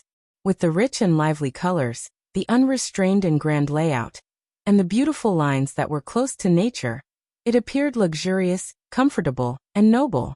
Jiang Li did not dare to show her surprise on her face. She could only admire it in her heart, but she could not help but be shocked. This was the first time she had stepped into such a luxurious place. In the living room, almost all the students in the class had arrived. Yun Shishir held Muyaja's arm and stepped in. However, as soon as Muyaja stepped into the living room, endless exclamations could be heard. "My God! Who is this man? So handsome! Who is this man? So handsome! So handsome! So handsome! His eyes are so attractive, deep and handsome. Oh my God! Is this male god a celebrity? I've never seen a more handsome celebrity than him. This man is even more handsome than Gu Xingzi. He and Yun Shishir are standing together. They look so intimate. Could it be?" A group of students immediately gathered around and greeted Yun Shishir. "Shishir, you're here. Do you still remember my name?" "Shishir, how many years has it been since we last saw each other? I've been looking forward to seeing you at the class reunion. I didn't expect you to really come today." A group of people greeted her all at once. Yun Shishir forced a smile and exchanged pleasantries. However, it was inevitable that she was overwhelmed and felt a little awkward for a moment. After a short exchange of pleasantries, someone quickly changed the topic from her. Chapter 887. The group of people stared straight at Muyaja, obviously waiting for Yun Shishir to introduce him. Yun Shishir and Muyaja looked at each other, not knowing how to introduce him. Boyfriend? Husband? But they hadn't gotten their marriage certificate yet.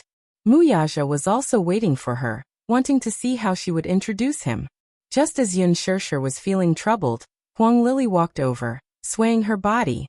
She had put a lot of effort into dressing up today, with her wavy hair and exquisite makeup on her face.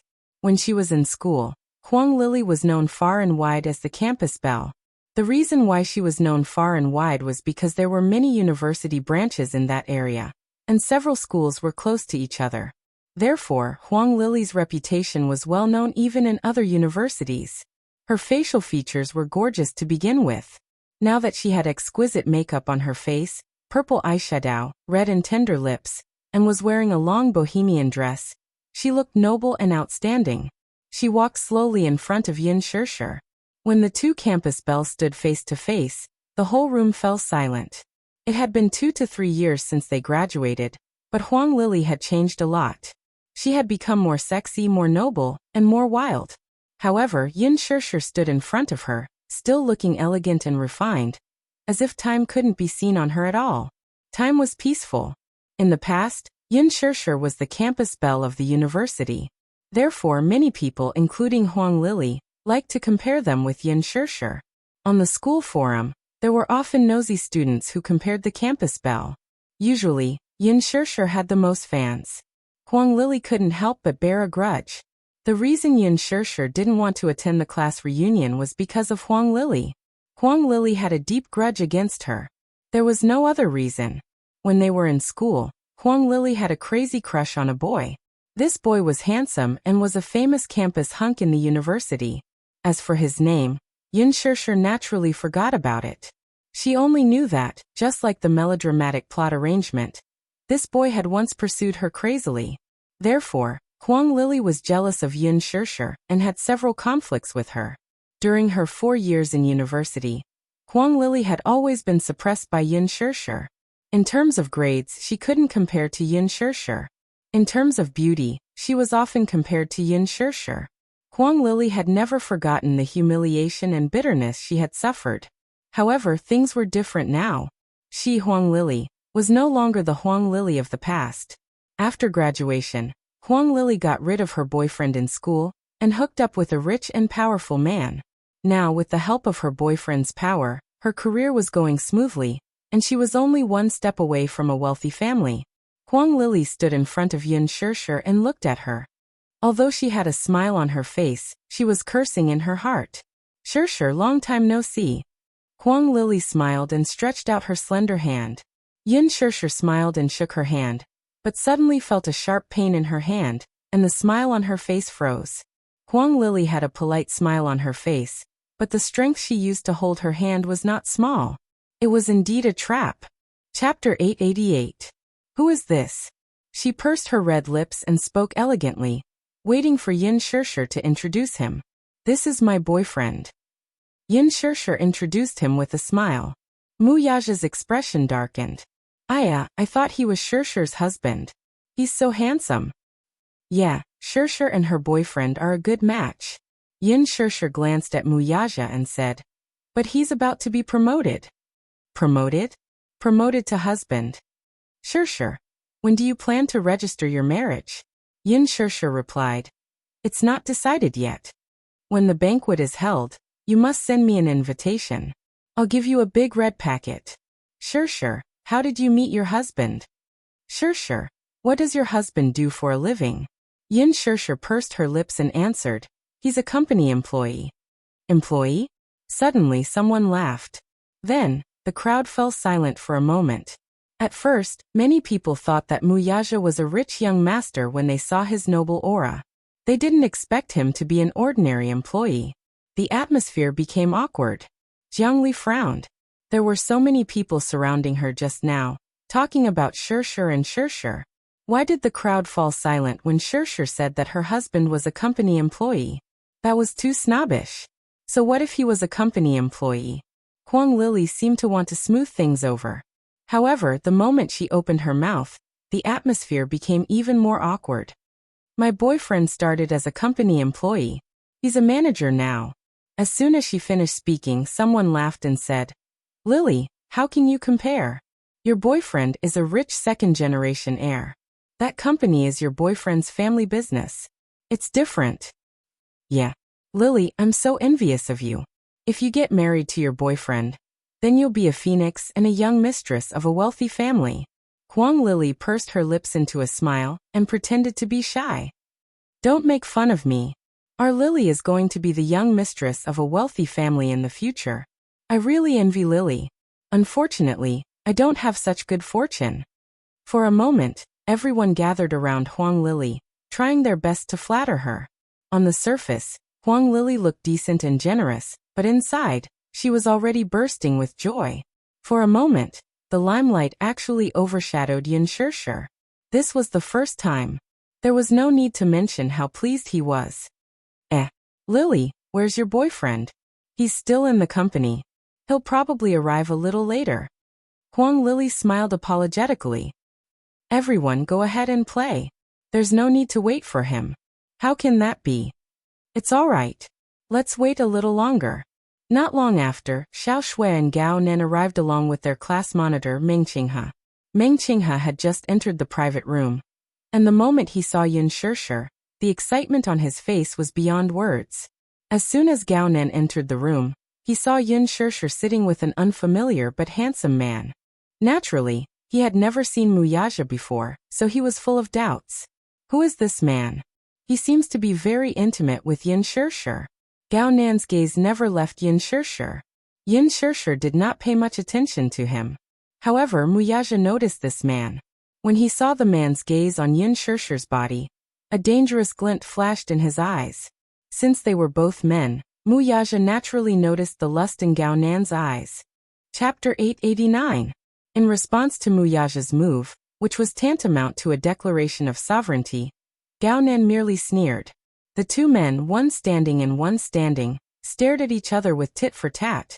Naturally, Gao Nan did not know Muyaja's identity, but in the capital, he had never feared anyone because of his superior family background. So what if the woman he wanted was already taken? As long as he fancied a woman, Gao Nan had the means to snatch her away. Seeing Xiao Shui and Gao Nan appear, a group of people surrounded them. Xiao Shui was quite popular in class. So many people surrounded her the moment she arrived. Xiao Shui, is this your husband? No, he's my boyfriend. Aya, what's the difference between a boyfriend and a husband? We're not married yet. Your boyfriend is so handsome and tall. What does he do?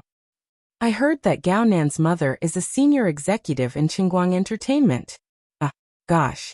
Then Gao Nan must know a lot of celebrities. Gao Nan chuckled. It's all right. Isn't there a big celebrity standing in front of you? Who is it?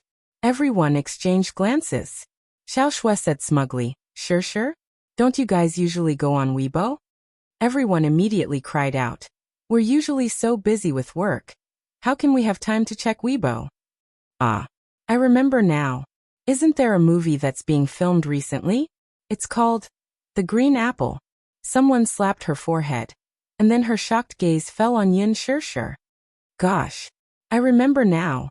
Shirshir, are you filming a movie? I saw it at first, but I didn't recognize it because the style is different. The Green Apple? That's a movie starring my male god.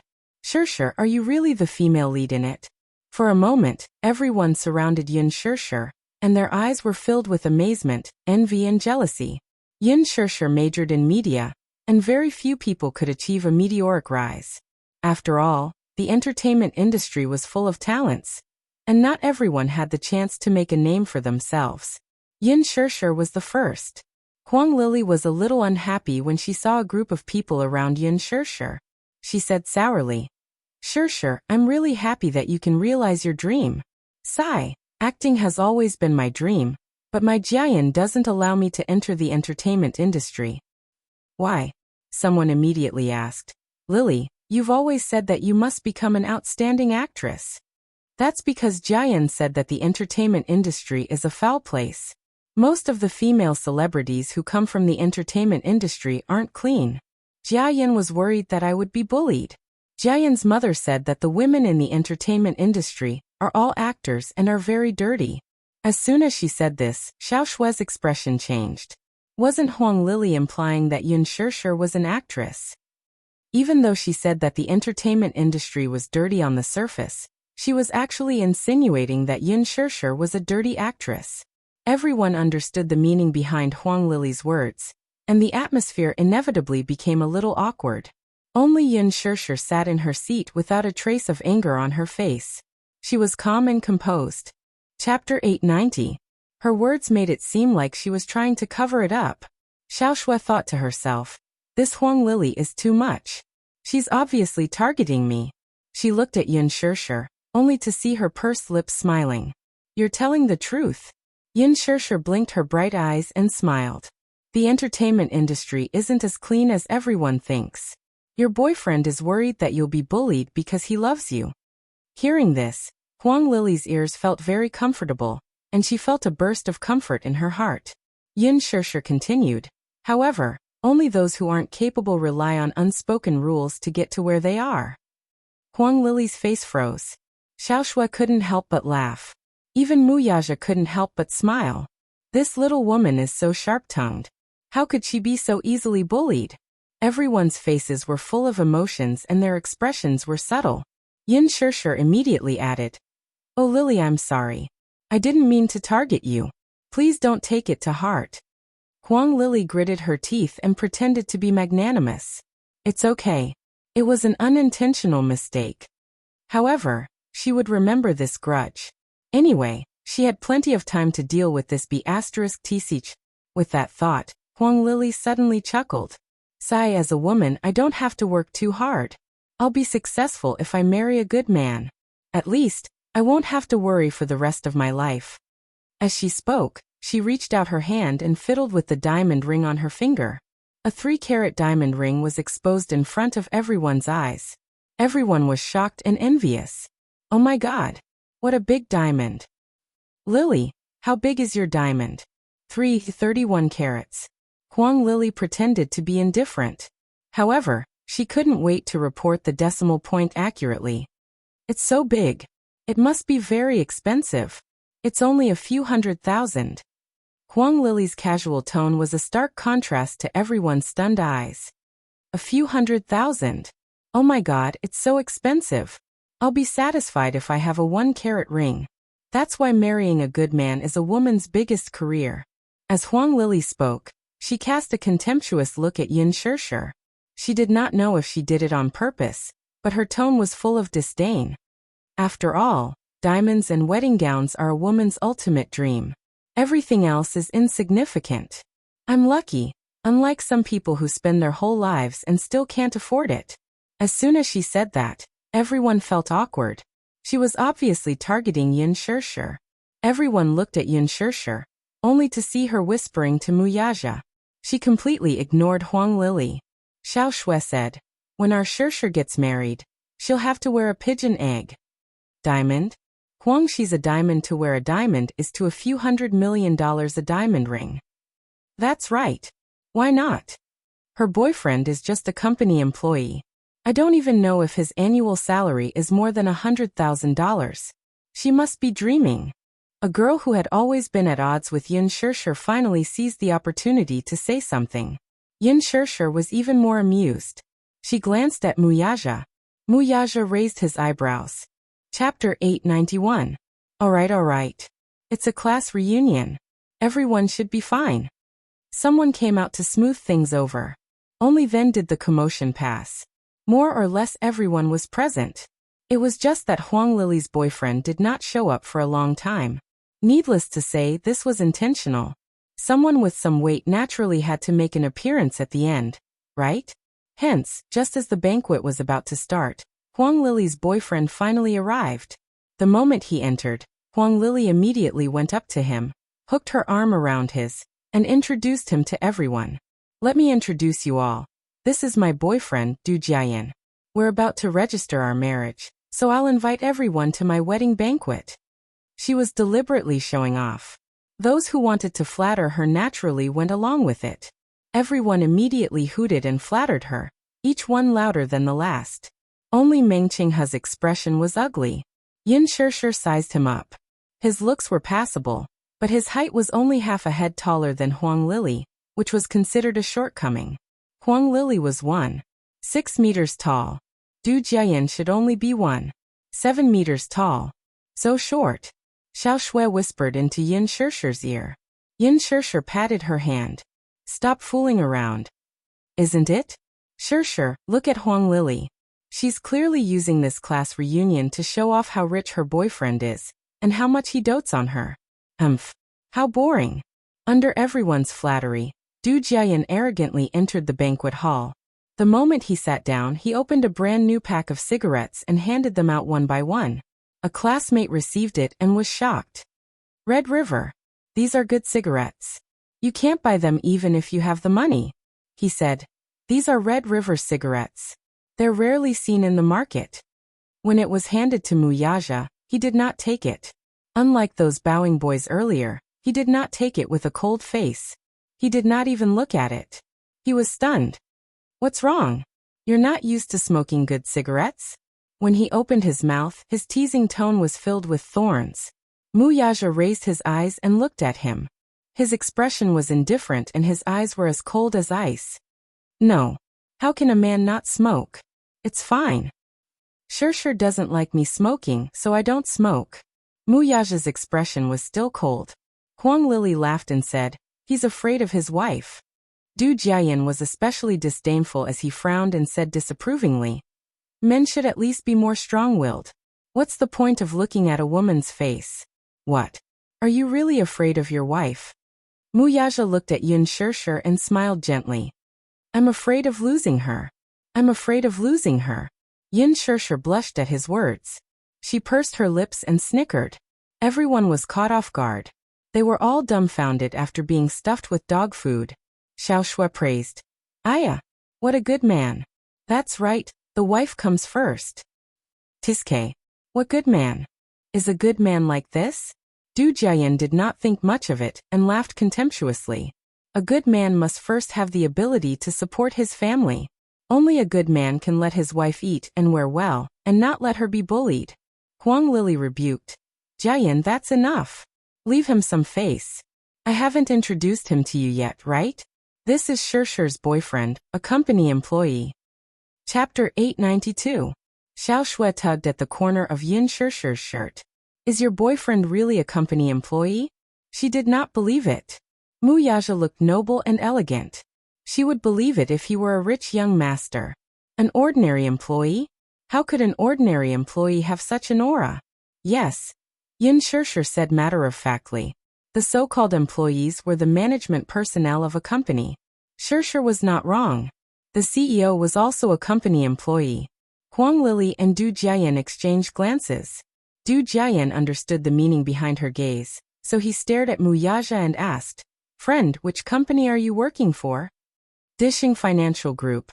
Mu Yaja replied succinctly. "Dishing Financial Group." Someone at the table exclaimed. "Anyone who can enter Dishing Financial Group is an elite. I heard that Dishing's treatment is even better than that of a civil servant." That's right. Dishing cherishes talents very much. Those who can enter Dishing are all talents. Everyone's expression changed as they looked at Mu Yaja. Jiangli was also very envious. In Dishing's headquarters, even a small employee's annual salary started at 300,000 yuan. Although 300,000 yuan was not considered high in the capital, it was still considered good conditions. Du Jiayan felt a little embarrassed. Huang Lili immediately nudged him with her elbow, her eyes filled with anger. He immediately coughed and said, "I know Dishing Financial Group's CEO and have even met him a few times. When the time comes, I'll greet him and ask him to take care of you." The moment he said those words, he was undoubtedly putting on airs. Mu Yaja's eyes were a little blank. Why do I not remember meeting this person? Yin Shishir was also stunned. She then turned to ask him secretly, "Has he really met you before?" "No." Mu Yaja raised a brow. "I don't know him." Yin Shishir's lips twitched. Du Jiayan's words were really interesting. The real Dishing CEO was sitting right in front of him. As soon as he said that, everyone in the banquet hall looked at him with admiration. "Brother Jiayan, do you know the CEO of Dishing?" "Yes. We've met a few times and played golf together." Du Jiayan said. Dishing's CEO is Mu Yaja, right?" "Yes." He nodded smugly. "My relationship with him isn't bad." Mu Yaja frowned slightly, but he was not in a hurry to point it out. After all, this dinner party was too boring. They needed a clown to liven up the atmosphere. Du Jiayan could not help feeling displeased that Mu Yaja had not bowed to express his gratitude even though he had already said so much. He had already said that he wanted to greet the CEO of Dishing and take care of him. He should express his gratitude. But she didn't see any reaction from him. Huang Lili said unhappily, "Yin Shishir, your boyfriend is too inconsiderate. He won't be able to make a name for himself in the future." Yin Shishir raised a brow and glanced at Mu Yaja, who was lazily propping his chin with one hand, and laughed. "What do you mean by that? Your boyfriend is so arrogant. Ever since he entered the private room, he's been acting all high and mighty. He doesn't even bother to talk to him. He's too impolite." Huang Lili did not mince her words. The situation turned awkward for a moment. Chapter 893. Low Profile. Huang Lili sneered. He's just a lowly employee. How high profile can he be if he doesn't keep a low profile? Sure, it's not that I want to say this, but other than his good looks, there's nothing else about your boyfriend. You deserve better. What was the use of being handsome? Huang Lili admitted that Mu Yaja was a handsome man, but could his handsomeness make a living? What was the use of having a bad family background? Du Jiayan could give her wealth and status. Just look at this class reunion. When they learned that her boyfriend's Du group had started, their vanity was greatly comforted as they admired those flattering faces. Could it be seen who went to flatter Yin Shishir? No matter how handsome her boyfriend was, he was just a lowly employee. In today's society, having power and influence was the only way to go. Huang Lili's words were clearly meant to undermine Mu Yaja. Mu Yaja raised his eyes, his cold gaze landing on her, and suddenly smiled playfully. Are you done with your performance? He spoke for the first time. His cold and magnetic voice was tinged with evil and arrogance. It was surprisingly pleasant to the ears. His voice was as charming as an orchid, and it was bone-numbing. Huang Lili was stunned as she stared at him in disbelief. This man actually dared to speak to her like this? She was about to taunt him. However, Mu Yaja, who was playing with the wine glass in his hand, lowered his gaze and slowly said, "You just want to see me bow and flatter your boyfriend, don't you?" His words exposed her. Huang Lili furrowed her brows in displeasure. After a pause, he looked up again and shot a cold gaze at Du Jiayan. His tone was frosty. If he wants me to flatter him, we'll have to see if he has the right to do so. Speaking up to here, it was time to stop. He hadn't said a word since he entered the room. That was because he treated these people as clowns who were performing an opera, and enjoyed their performance. However, this Huang Lili dared to provoke him to this extent. He had to admit that she was too bold. Du group was it. He had no impression of this small group at all. Since Du Jiayan claimed to know him, then he would meet the Du family when he had the chance. Du Jiayan's expression was extremely ugly. This man really did not know the immensity of heaven and earth. Slapping Huang Lili's face was undoubtedly the same as slapping his own face. Du Jiayan was about to speak when Meng Qinghe hurriedly stepped forward to smooth things over. "I say, what's going on today?" The moment he opened his mouth, the smell of gunpowder was so strong. This class reunion was initiated by me, and it's probably the last class reunion I'll attend. It's rare that everyone is here, so let's be more harmonious. Don't make the situation so awkward. My original intention of organizing the class reunion was just to have everyone gather together. There's no other meaning. Meng Qinghe's heartfelt speech received a response. That's right, don't be so aggressive. It's rare for Shishir to attend a class reunion. Don't scare her away like this. That's right, Lily. You should at least give the class leader some face. Since the class leader has spoken, we must cooperate. In fact, some people were already unhappy with Huang Lili's eagerness to show off. Everyone had just graduated a few years ago and was struggling at death's door in society. Of course, this did not exclude those like Xiao Shui, who had a strong family background. Chapter 894. It was no wonder. Huang Lili came from a poor family. In the past, she had been ridiculed because of her poor background. Now that she was in power and had found a rich boyfriend, she couldn't wait to regain her dignity. She wanted to use this opportunity to hold her head high. Everyone had vanity. This was understandable. However, if this went on, the atmosphere of this rare class reunion would inevitably change. Du Jiayan muttered a few words before taking his seat too. The meal was considered to have begun. Delicacies were served one after another. 2 bottles of expensive red wine were presented on the table. One look and one could tell that they were expensive. Someone asked, "Lily, this wine looks expensive. How much is a bottle?" Huang Lili smiled when she heard this. She could not wait for someone to ask her that. This wine was a treasure from Yongya's private wine cellar. Someone had to show it off, right? Otherwise, it would be boring. Before she could speak, Gao Nan recognized it at a glance. A 96 Lafite. It's not expensive at 30,000 yuan, but the taste is top-notch. Is it expensive? Huang Lili secretly pursed her lips. This man has such a big mouth. Although she thought so, she still smiled and said, "This is a treasure from the wine cellar. Lafites from 82, 86, 96, and 00 are all top-notch." Xiao Shui, your boyfriend really knows his stuff.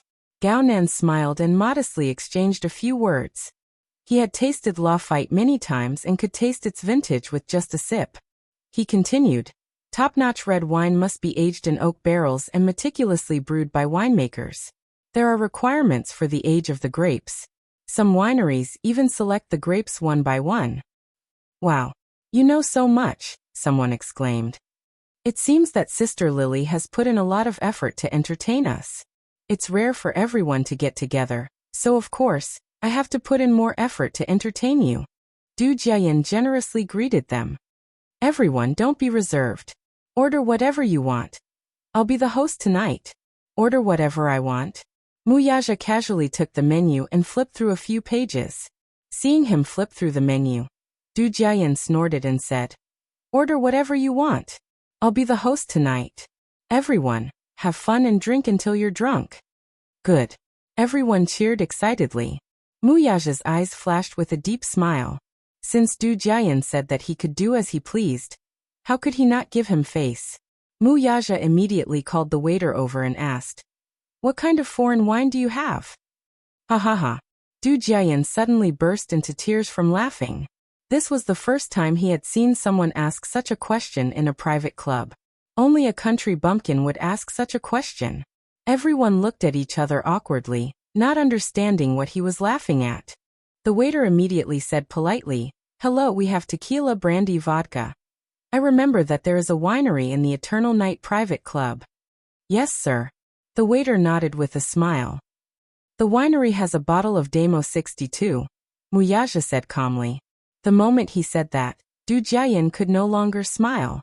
How? How did he know that there was a winery in the Eternal Night Private Club? Indeed, the Eternal Night Private Club used to be a winery, and was later turned into a private club. What shocked him even more was that this man actually knew about the Eternal Night Private Club's treasure. Chapter 895. Muyaja gracefully said, Bring that bottle of Demo 62 over and put it on this gentleman's tab. Demo 62 was released in 2002, and there were only 12 bottles.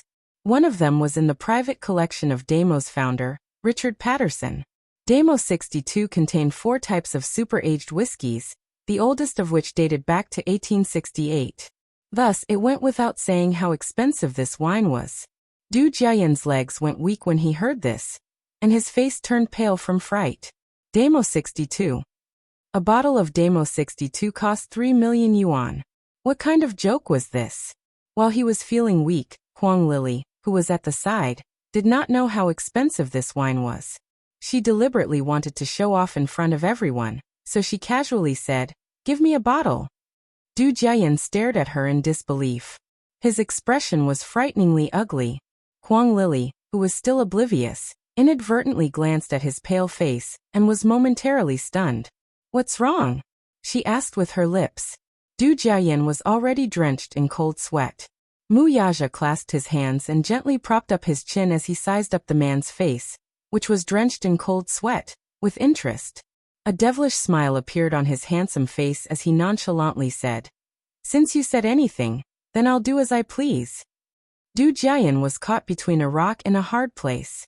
Naturally, he could not ruin the scene for himself, so he could only feign bravery by saying, I already said that today is a rare occasion for me to be happy. Everyone, don't be restrained. You must have fun. Oh. Muyaja dragged out his last word meaningfully before ordering a few more dishes. He barely looked at the menu. Du Jiayin stared at his every move. He even suspected that the man had been here before for him to be able to recite the names of the dishes without looking at the menu. On second thought, it was impossible. He was just a small employee of Disheng Financial Group. How could he enter this place? If it were not for the fact that this was a class reunion, he could forget about entering this place. One had to know that private clubs were all membership-based. If one wasn't a member, they wouldn't even be able to take a single step in. Yin Shirshir secretly asked Muyaja, Are the dishes you just ordered expensive? It's not expensive. Muyaja lovingly scratched her nose. What's wrong? Are you worried about his money? How could this be? These dishes are very famous. They taste good. Every time he came, he would order them.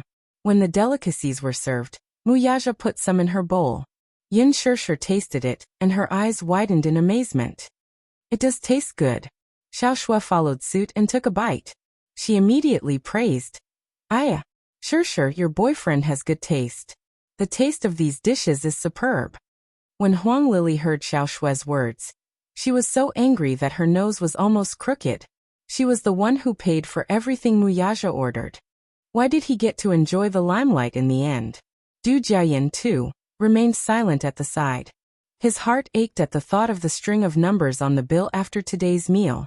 On the other hand, he grumbled about why Huang Lili chose this place.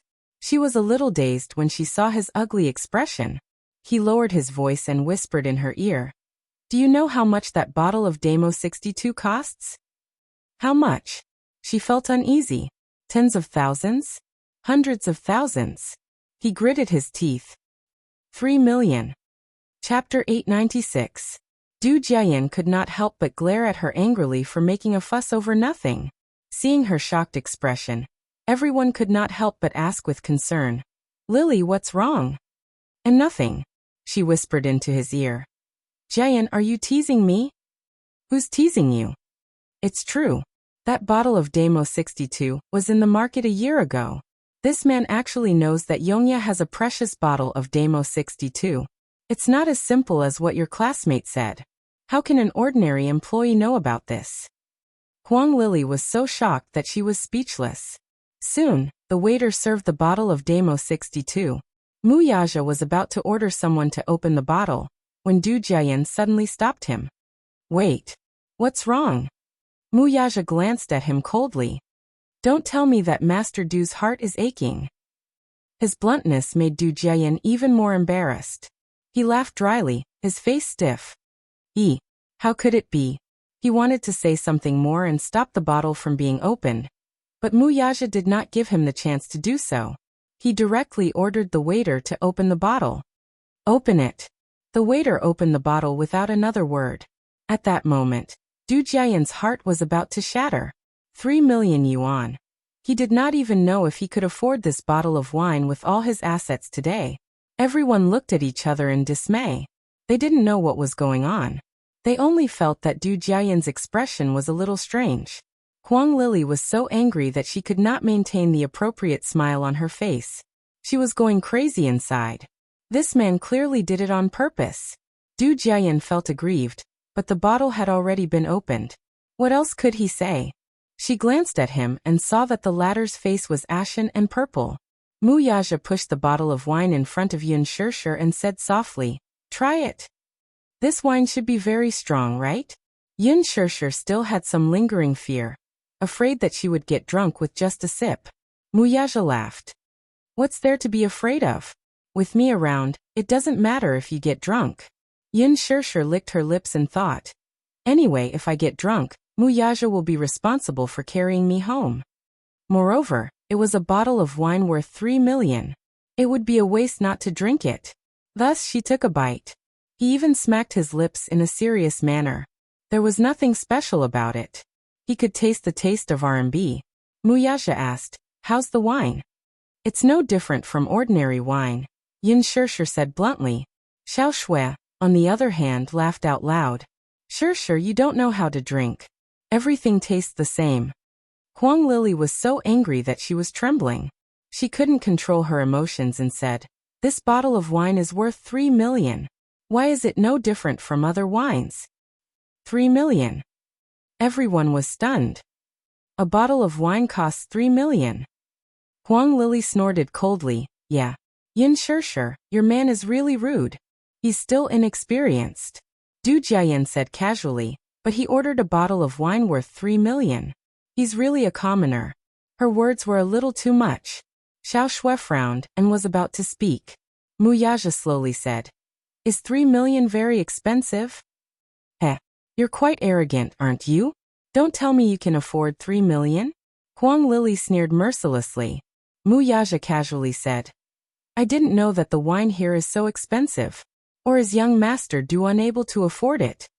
Chapter 897. In other words, Du Jiayan was boasting first. He had only accidentally ordered a bottle of wine worth 3 million yuan.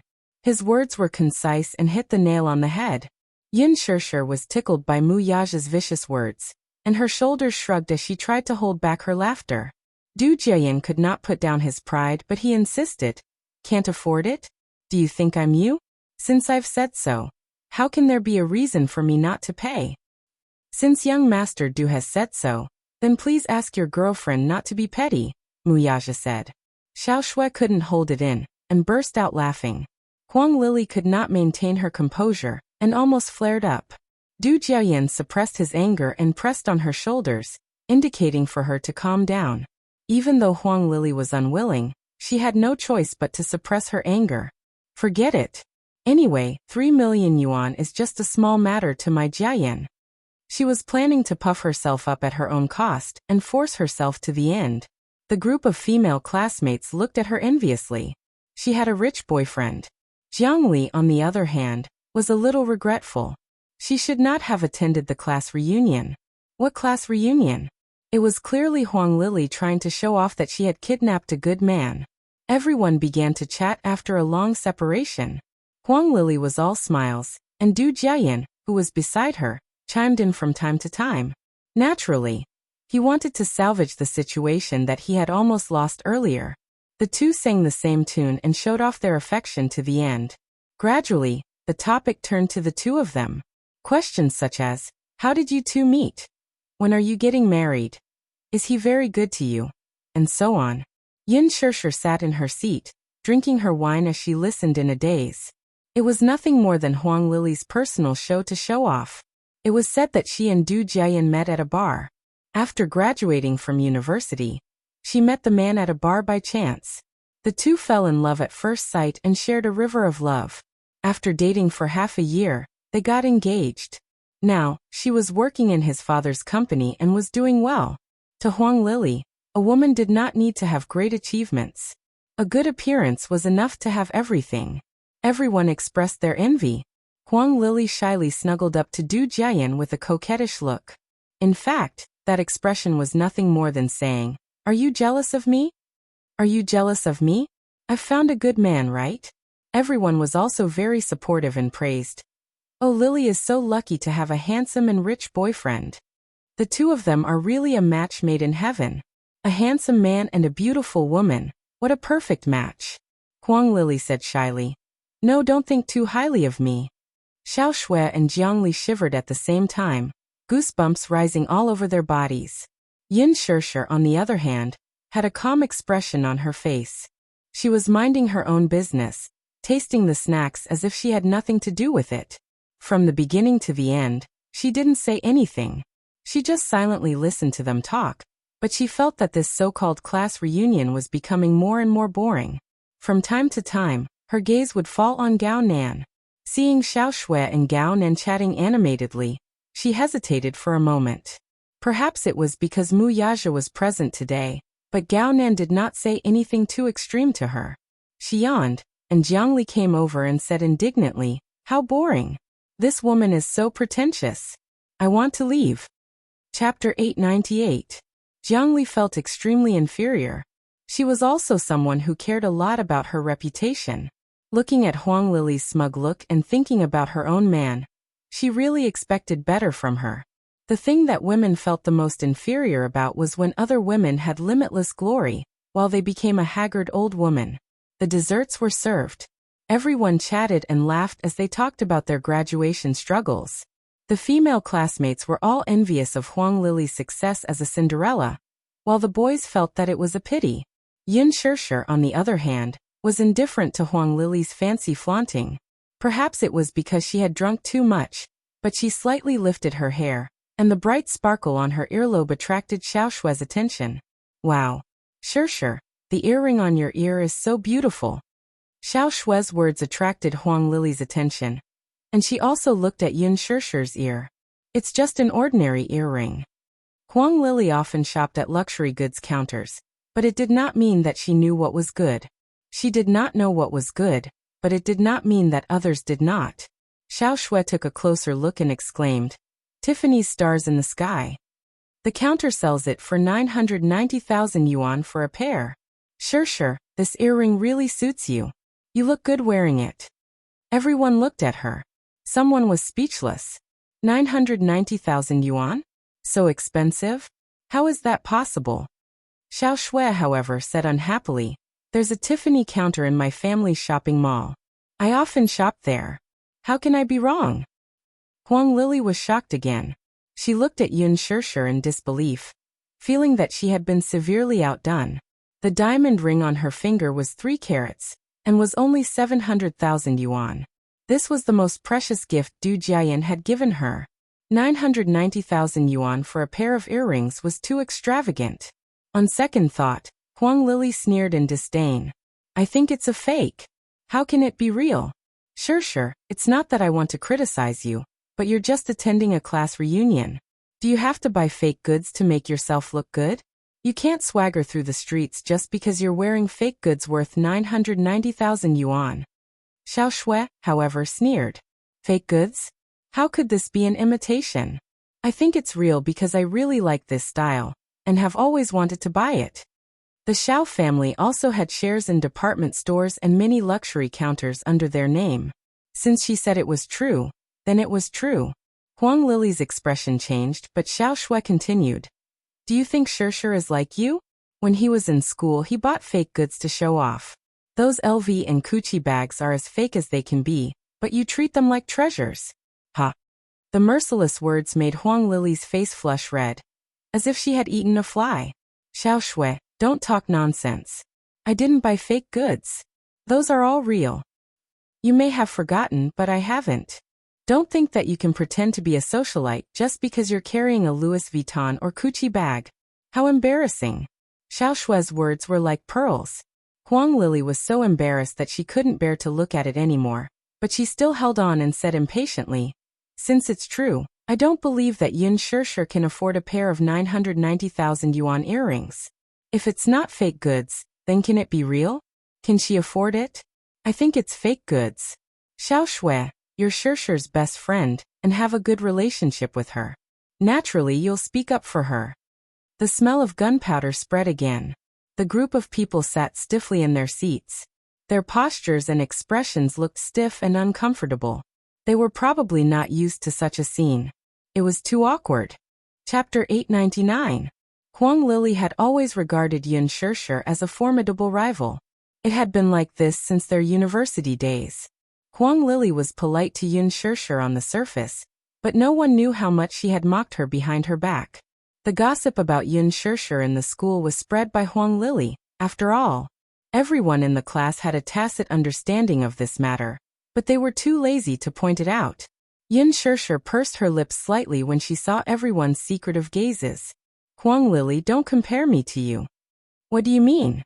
You like luxury goods because they can bring you face. How inferior must a person be to scrimp and buy luxury goods to keep up appearances?" Her question stumped her.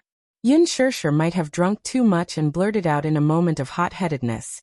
A person's value can't be reflected by how many expensive necklaces and clothes they wear.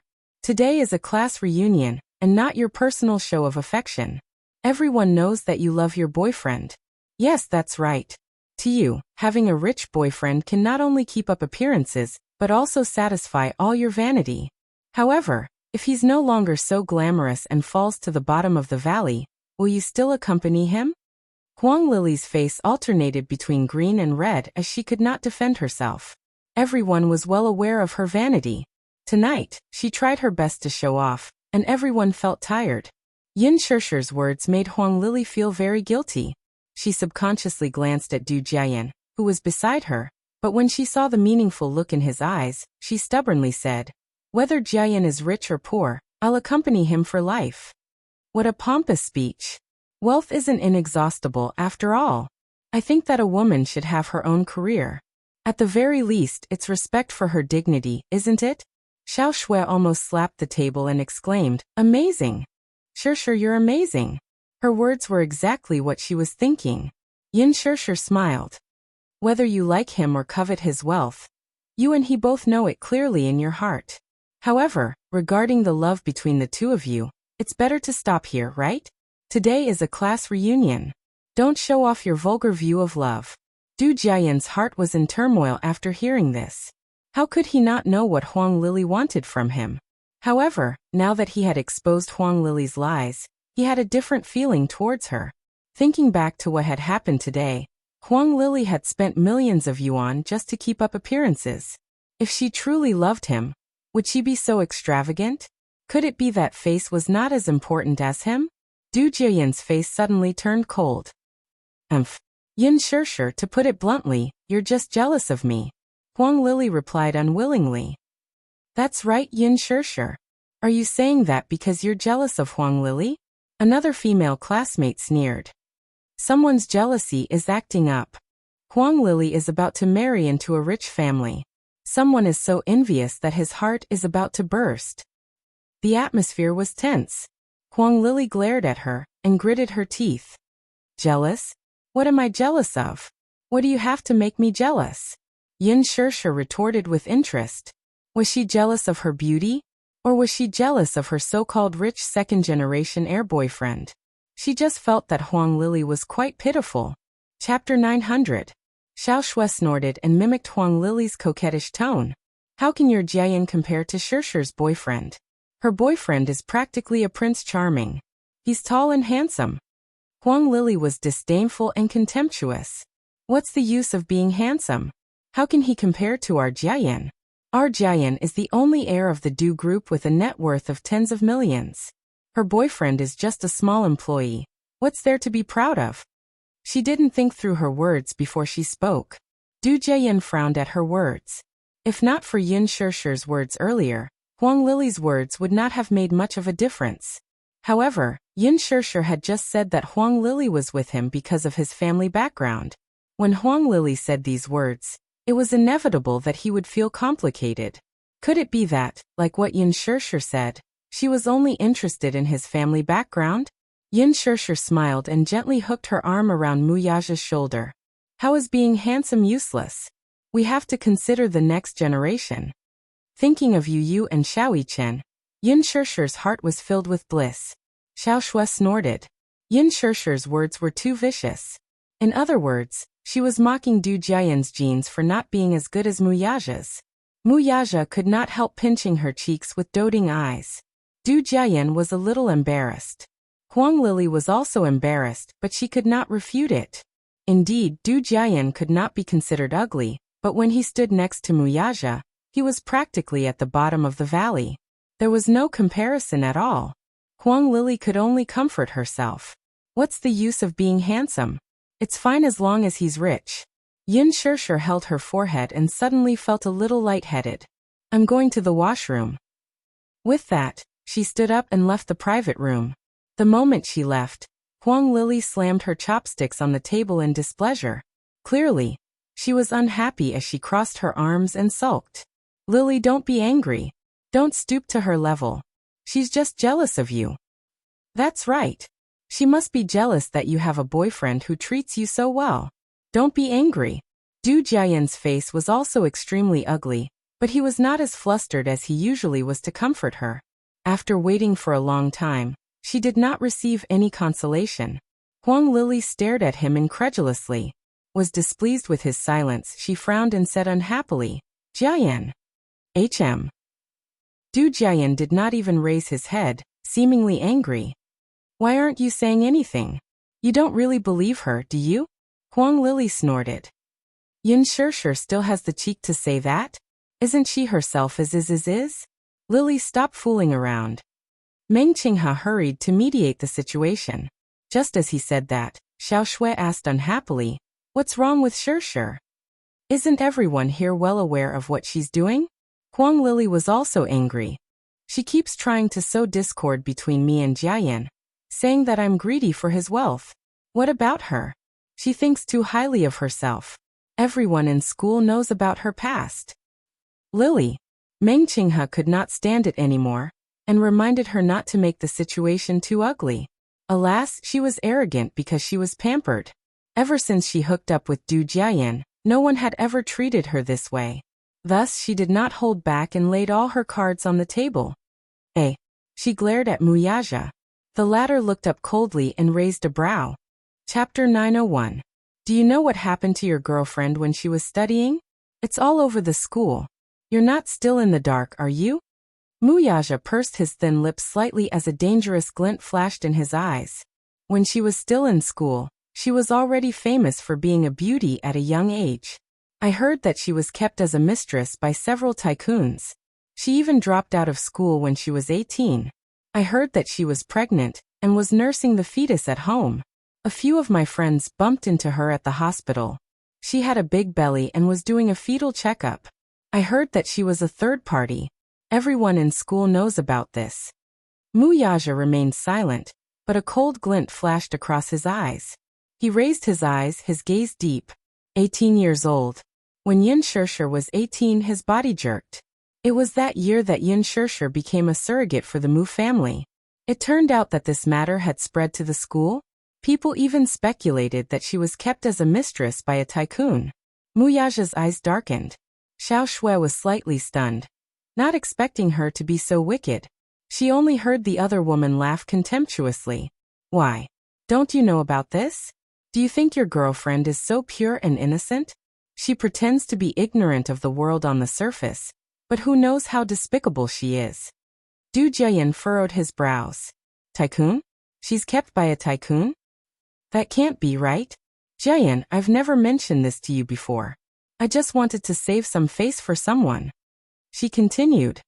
She once went back to school to apply for a leave of absence. She alighted from a Bentley. I saw it with my own eyes. I've come into contact with all the tycoons in the capital. Maybe I know them. Who knows? She pouted. Xiao Shui said, Huang Lily, don't speak nonsense. Everyone in class knows about this. What right do you have to say that I'm talking nonsense? I saw it with my own eyes. How can it be fake? Everyone's expression became weirder as they lowered their heads and whispered among themselves. They leaned closer to Huang Lily and asked in a low voice, Hey Lily, is what you're saying true? I thought it was all made up. What fabrication? I saw it with my own eyes. It's not baseless. Huang Lily, don't go overboard. Others may not know, but don't think that I don't know. Shirshir was never kept as a mistress, nor did she have an illegitimate child. Aren't these rumors and slanders all made up by you? Don't spread rumors. Shirshir dropped out of school because something happened at home. Xiao Shui insisted. She's always been full of nonsense. You're the only one who believes her and even speaks up for her.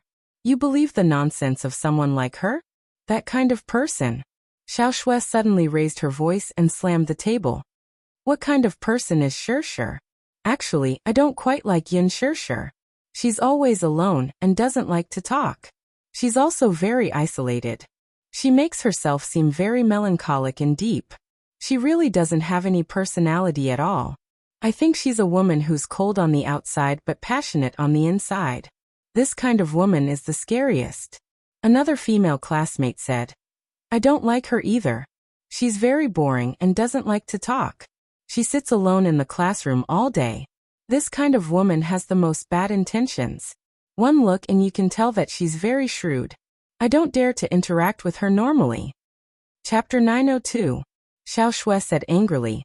How can you say that? Yin Shirshir is the best girl I've ever met. She's just a little stubborn and keeps to herself. But so what? At least she's sincere. Bad intentions? At least Yin Shirshir never talks bad about others behind their backs. With that, she glared at Huang Lily. Unlike some people who only know how to spread rumors and cause trouble. Disgusting. Huang Lily sneered in disdain. Someone whistled. Oh, how touching. Huang Lily didn't say anything bad about Yin Shirshir. She only said what she saw with her own eyes. Xiao Shui, did you eat explosives today? We're not talking about you. A hint of mockery flashed across Du Jiayan's eyes before he tried to smooth things over. All right. It's rare for us to have a class reunion. Let's not spoil the harmony. Let's talk about something else. Huang Lily said to Muyaja. I think you're quite pitiful. You look like a talented person, so don't be deceived by what you see. Yin Shirshir isn't a good person and isn't clean. Some time ago, I saw Jiang Li's WeChat Moments video. Her son is already 6 years old. Of all people to be his girlfriend, why did he choose a pair of broken shoes? Muyaja's face was sullen, his eyes sharp. However, before he could say anything, crash. Xiao Shui stood up with a wine glass in her hand and splashed the expensive wine all over her face. Huang Lili was stunned in her seat. The wine poured down from the top of her head and into her eyes. She was in a sorry state. She was flabbergasted, clearly unable to believe that Xiao Shui dared to splash wine on her. Her chest heaved up and down as she fumed. How dare you splash wine on me? Broken shoes? I think you're the broken shoes. You said that Sure is a broken shoes, but why don't you take a look at yourself? When you were in school, you didn't go home at night, and often went to nightclubs. Do you want me to count how many men you've been taken advantage of by? Huang Lili, I don't even care to talk about this. It's disgusting to say it out loud. Xiao Shui said excitedly, her face flushed red. The situation was completely out of control. The group of people were dumbstruck. They had never expected that the situation would turn out like this. Du Jiayan also stood up and grabbed her wrist. What are you doing? Was he crazy? Are you a shrew? Let go. Didn't she see who looked like a shrew? Huang Lili, you're a mad dog biting people everywhere. Shut up. Du Jiayan glared at her threateningly. Now that Xiao Shui was splashing dirty water on Huang Lili, she was undoubtedly splashing dirty water on him. How could he tolerate this? How dare you? Gao Nan stood up angrily and pushed Du Jiayan away, shielding Xiao Shui by his side. Don't touch her with your dirty hands. What right do you have to push me? What right do you have to talk to me? Du Jiayan was, after all, young and hot-blooded. Seeing that this man did not know his place and even dared to push him, he was instantly infuriated. Do you think you're the crown prince just because I gave you some face? Gao Nan looked at him with disdain. Previously, he did not want to make things too ugly since it was Xiao Shui's class reunion tonight. However, since Du Jiayan had shed all pretense of cordiality, he would not give in to him. Gao Nan immediately turned around and held her hand. He carefully checked it, and saw that the spot where Du Jiayan had held it was already red. His heart ached for her. Chapter 903. Gao Nan turned around and threw a punch at Du Jiayan. Caught off guard, Du Jiayan took the hit and fell on the table, spilling all the soup on it. Unfortunately, the white shirt he was wearing today was stained and dirty. What are you doing? How dare you hit Jiayan? Huang Lili stood up angrily and pushed away a female classmate, who had kindly handed her a handkerchief, like a shrew. Xiao Shui, your boyfriend is really good. He even dared to hit him, didn't he? Yin Sure is really a troublemaker. Xiao Shui, are you going against me for her? What has it got to do with Sure? Don't you dare slander her. Du Jiayan was helped up by someone. His mouth moved a little before he spat out a mouthful of blood. Gao Nan's punch had actually knocked out one of his teeth. He was furious for a moment. He looked at his dirty clothes and was instantly enraged. He raised his head angrily with a sinister expression. Xiao Shui, neither you nor your boyfriend can leave today. Why? Are you threatening me? Gao Nan's face was ashen. Fine. I'd like to see what capabilities you have and what you can do to me. Xiao Shui was touched by his protection. She wrapped her arms around his waist and glared at Huang Lili at the same time. Huang Lili, you really know how to bully people with your power. I didn't expect you to not change your nature even after graduation. I haven't settled the score with you from our university days. Gao Nan could not help feeling suspicious when he heard her say that. You two had a feud in university? Yes. She snorted. She bought a high-quality imitation Louis Vuitton bag in school. I could tell, so I said that her bag was a fake and we quarreled. In the end, Gao Nan, guess what? She actually called a bunch of hooligans from outside the school to surround me at the school gate. If not for Sure protecting me and secretly calling the police, I might have been dragged away by those hooligans. Then Xiao Shui's anger was ignited, and she said indignantly, Humph. Later on, I heard that the leader of those hooligans was a hooligan from East Street. I heard that he was her boyfriend. Nonsense. Huang Lili pointed at her angrily. Xiao Shui, I'm warning you, you're not allowed to slander me. Why would I slander you? What good does it do to slander you? You keep saying that Sure is a broken shoe. Why don't you take a look at yourself? How many boyfriends did you have when you were in school? How many times did you have an abortion? Do you want me to list out your bad friends one by one? I think your boyfriend is the pitiful one. I don't know how many times he has been cuckolded by you. Sure has always kept herself clean and never hooked up with those guys. How can you compare to her? You. Huang Lili was agitated by her words. She subconsciously glanced at Du Jiayan behind her, only to see him frowning. This made her even more flustered. Jiayan, you didn't listen to her sowing discord, did you? Du Jiayan's face was gloomy, but he did not say a word. Xiao Shui, however, sneered. Why would I want to sow discord between you two? Both of you are a scourge. You two are simply getting rid of a scourge for the people by loving each other. You two are so compatible. Xiao Shui's words were extremely hurtful. She could not be blamed for losing her cool, though. Everything she said was the truth. There was no exaggeration or embellishment at all. Chapter 904. In the past, she had never missed a class reunion. She could get along well with Huang Lili. However, today, Yun Shirshir was attending. Yet Huang Lili went against her at every turn, and even dug up old scores. Digging up old scores? Xiao Shui was not afraid, though. Huang Lili had so many old scores that she did not mind digging through them one by one. After she finished speaking, a male classmate asked in disbelief, Xiao Shui, is what you said true? It's true. Why would I lie? You guys are the ones who have been deceived by Huang Lili's appearance. She paused for a moment before sneering and saying coldly, Huang Lili, there's a saying that's especially suitable for you. It's called, a white lotus loves a gentleman, but a green tea is a real **th. You. Huang Lili was thoroughly enraged and pounced on her friend with bared fangs and brandished claws. Gao Nan, on the other hand, swiftly pulled Xiao Shui behind him. Huang Lili pounced on him, her nails leaving a deep bloody mark on his arm. Get lost. Gao Nan pushed her away with a look of disdain. She lost her balance and fell to the ground in a sorry state. Don't touch me, it's dirty. Gao Nan picked up the wet towel on the table and wiped the area she had touched earlier. His action was undoubtedly the biggest humiliation to her, and infuriated Du Jiayan for a moment. What do you mean? Her hands are dirty, Gao Nan repeated coldly. His brashness infuriated Du Jiayan even more. The latter abruptly stretched out his leg, intending to kick him. Xiao Shui exclaimed, not expecting Du Jiayan to make a move on her. Gao Nan, on the other hand, nimbly dodged the attack with Xiao Shui in his arms. He pushed her aside and started fighting with Du Jiayan. Huang Lili was dumbfounded by the sight. Meng Qinghe hurriedly came forward to mediate the fight, but it was not a wise choice to do so at this time.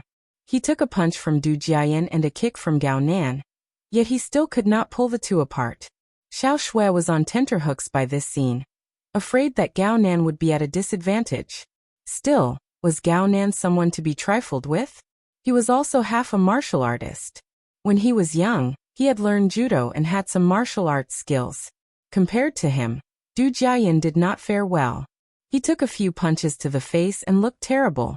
After a round of fighting, he was actually at a disadvantage, and was clearly at a disadvantage. Stop fighting. Don't hit me, ah. The scene immediately became chaotic. In the bathroom, Yun Shirshir supported herself on the glass counter. She felt her stomach churn violently, and her stomach churned endlessly. She felt nauseous and retched. However, after trying for a long time, he didn't spit out anything. He only spat out some acid. He took some water and splashed it on his face. He didn't know if it was because of the alcohol or some other reason, but he wanted to vomit, but he couldn't. It was extremely uncomfortable. Huang Lili's ferocious and aggressive face suddenly appeared in his mind. She suddenly regretted it. This class reunion was undoubtedly a hangmen banquet. Witnessing those ugly, hypocritical, and fawning faces was extremely tiring. She took out a wet towel and gently wiped the water stains on her face. Then, she felt another bout of retching. She supported herself on the glass counter and retched. Her heart skipped a beat. She remembered that she didn't drink much today. Why, Yun Shirshir clutched her chest, her thoughts in a mess. Her period seemed to have been delayed for a long time, and there were no signs of it. Could it be? Chapter 905. She looked at her reflection in the mirror and frowned slightly. For a moment, there was a complicated look in her eyes. Her menstrual cycle had always been stable. At most, there would be a difference of 2 to 3 days. Why now could it be? Everyone stood helplessly at the side and looked at each other, not knowing what to do. Meng Qinghe glanced in Mu Yaja's direction, only to see him sitting elegantly and calmly in his seat. He slowly held the wine glass in his hand, and slowly took a sip of the imported wine. His eyes, however, did not look at the conflict on the stage at all. Instead, they were lowered in silence. It was as if he was completely uninvolved in the farce before him. He was secretly surprised. This man, at this juncture, still had the leisure to taste wine alone? However, he did not think so. Even though he was a man, he could feel that the man had a unique aura about him. Like a noble superior, he exuded an air of disdain for the rest of the world. He was different from ordinary men. Meng Qinghe was secretly surprised. He was suddenly certain that this man was not as simple as what Yun Shishir had said. A company employee? How could a company employee have such a monarch's aura? This kind of temperament should belong to a big shot who had been in the field of fame and fortune for a long time. Only a big shot who had played with so many bloody storms would have such an extraordinary aura. At this moment, the scene was a mess. The table was half overturned, and the expensive dishes were all spilled on the expensive carpet under their feet. It was an unsightly sight. Seeing that Du Jiayan was at a disadvantage, Huang Lili could no longer watch on helplessly. She rushed forward and hugged Gao Nan's waist tightly. Her strength was not weak, and the man could not move for a moment. Huang Lili bit his arm, making him feel nauseous. Du Jiayan found the right opportunity to throw a punch at Gao Nan's face. Gao Nan was caught off guard by this swift and fierce punch, and took a step back. Du Jiayan took advantage of this opportunity to land a series of punches on him, causing him to fall to the ground. Xiao Shui, who was watching from the side, was frightened. Seeing Huang Lili use such a despicable method, she wanted to rush forward. However, she was stopped by Meng Qinghe. Meng Qinghe, why are you stopping me? Xiao Shui's eyes were red with anger. Xiao Shui, why are you losing your cool too? Don't blow things up. Meng Qinghe was so anxious that he broke out in cold sweat. How did a classmates' gathering turn into such a mess? Moreover, it was in such a place. There were many antique vases in this private room. If they accidentally broke them, there would be complications. Chapter 906. Xiao Shui pointed at Huang Lili and cursed her like a madwoman. She had completely lost her rationality. Huang Lili's face turned ugly, but she could only glare at her with gritted teeth. Ha! Do you think you're so great just because you have a rich boyfriend? Haven't you heard about the Xiao family? Huang Lili, let me tell you. Don't think you're so great just because you're related to the Du family. If you bully Shishir, you're going against me. Going against me is the same as going against the Xiao family. The Xiao family? Du Jiayan's expression changed slightly as he looked at Xiao Shui in disbelief. Is your father Xiao Zheng? Yes. Xiao Shui held her head high. Since Huang Lili kept using Du Jiayan to suppress Shishir, she did not mind competing with her in terms of family background. Huang Lili mocked. Xiao Shui, do you think you're being righteous? Look at Shishir's boyfriend. Even her boyfriend isn't as agitated as you are. Everyone immediately looked at Mu Yaja. However, he saw him sitting calmly in his seat, fiddling with the goblet in his hand, but he was cold and didn't say a word. Xiao Shui was also a little angry. She walked up to Mu Yaja and pointed at Huang Lili. Aren't you angry? She insulted Shishir like this. Are you really indifferent? Mu Yaja slowly downed the wine in his glass and casually said, After all, it's impossible for a man to communicate with a mad dog. Everyone was stunned. Xiao Shui's face was also colorful. Her originally aggressive face suddenly did not know whether to be angry or to laugh. Huang Lili and Du Jiayan's faces in particular were even more colorful and instantly turned gloomy. What did he say? He actually mocked them as mad dogs? Du Jiayan was a little angry. He walked up to Mu Yaja with his head held high and looked down at him condescendingly. He asked with a smile that was not a smile. Do you know who I am? Do you know the Du family in the capital? Ah. Du Jiayan bellowed, his aura imposing. She had suffered a loss in front of Xiao Shui just now, and now she had to get back at this man. He couldn't afford to offend the Xiao family. However, he was just a lowly employee who could be easily bullied. No impression, Mu Yaja said. As far as he could remember, he had never heard of the Du family in the capital. They had never heard of a wealthy family like the Du family in the capital. He was about to flare up when a waiter respectfully knocked on the door. The commotion in the private room eventually alerted Wang Chuanda. He happened to pass by and heard the argument coming from inside, so he ordered the waiter to open the door to see what was going on. Speaking of Wang Chuanda, he was the owner of this private club, and this Evernight private club was only a branch of one of his businesses. Wang Chuanda's most eye-catching identity was still the CEO of Wank Real Estate. He was famous. Wank Real Estate was one of the top 5 real estate giants in the country. Wang Chuanda was already a giant in the real estate industry with a net worth of tens of billions. In the capital, there were many high-class private clubs like this one. Evernight Private Club's predecessor was a private winery opened by Wang Chuanda to entertain business partners. Business naturally could not be done without wine. There was an unwritten rule among the Chinese that there was no banquet without wine. Later, Wang Chuanda spent a lot of money to turn the winery into a private club. Chapter 907. In fact, the economic benefits brought by this private club had always been in a state of loss. The land price was high, and the decorations were luxurious. Every decorative vase in the clubhouse was an antique that Wang Chuanda had spent a lot of money on. However, having a private clubhouse made it convenient for him to do business. He mainly relied on the clubhouse to maintain his connections. When Wang Chuanda walked in and saw the mess, he could not help but frown. He stood there with a dignified aura of someone who had been in a high position for a long time. When Du Jiayan saw him, his face immediately turned respectful. "So, it's Mr. Wang." His face was no longer as haughty as when he was facing Mu Yaja earlier. Standing before Wang Chuanda, he was bowing and scraping, just like a slave dog. He quickly wiped his dirty hands on his trousers and respectfully extended them to Wang Chuanda. Wang Chuanda glanced at his outstretched hand from the corner of his eye, and then looked him up and down. Seeing that his body was stained with all kinds of soups and sauces, he couldn't help but frown, but he didn't even bother to shake his hand.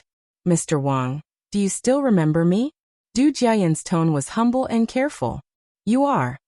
My father is Du Boxiong, and I'm his son, Du Jiayan." Du Boxiong. Wang Chuanda pondered for a moment and raised a brow. He seemed to have some impression of the name, but it was not that deep. He traveled around the Vanity Fair every day and had seen many big shots.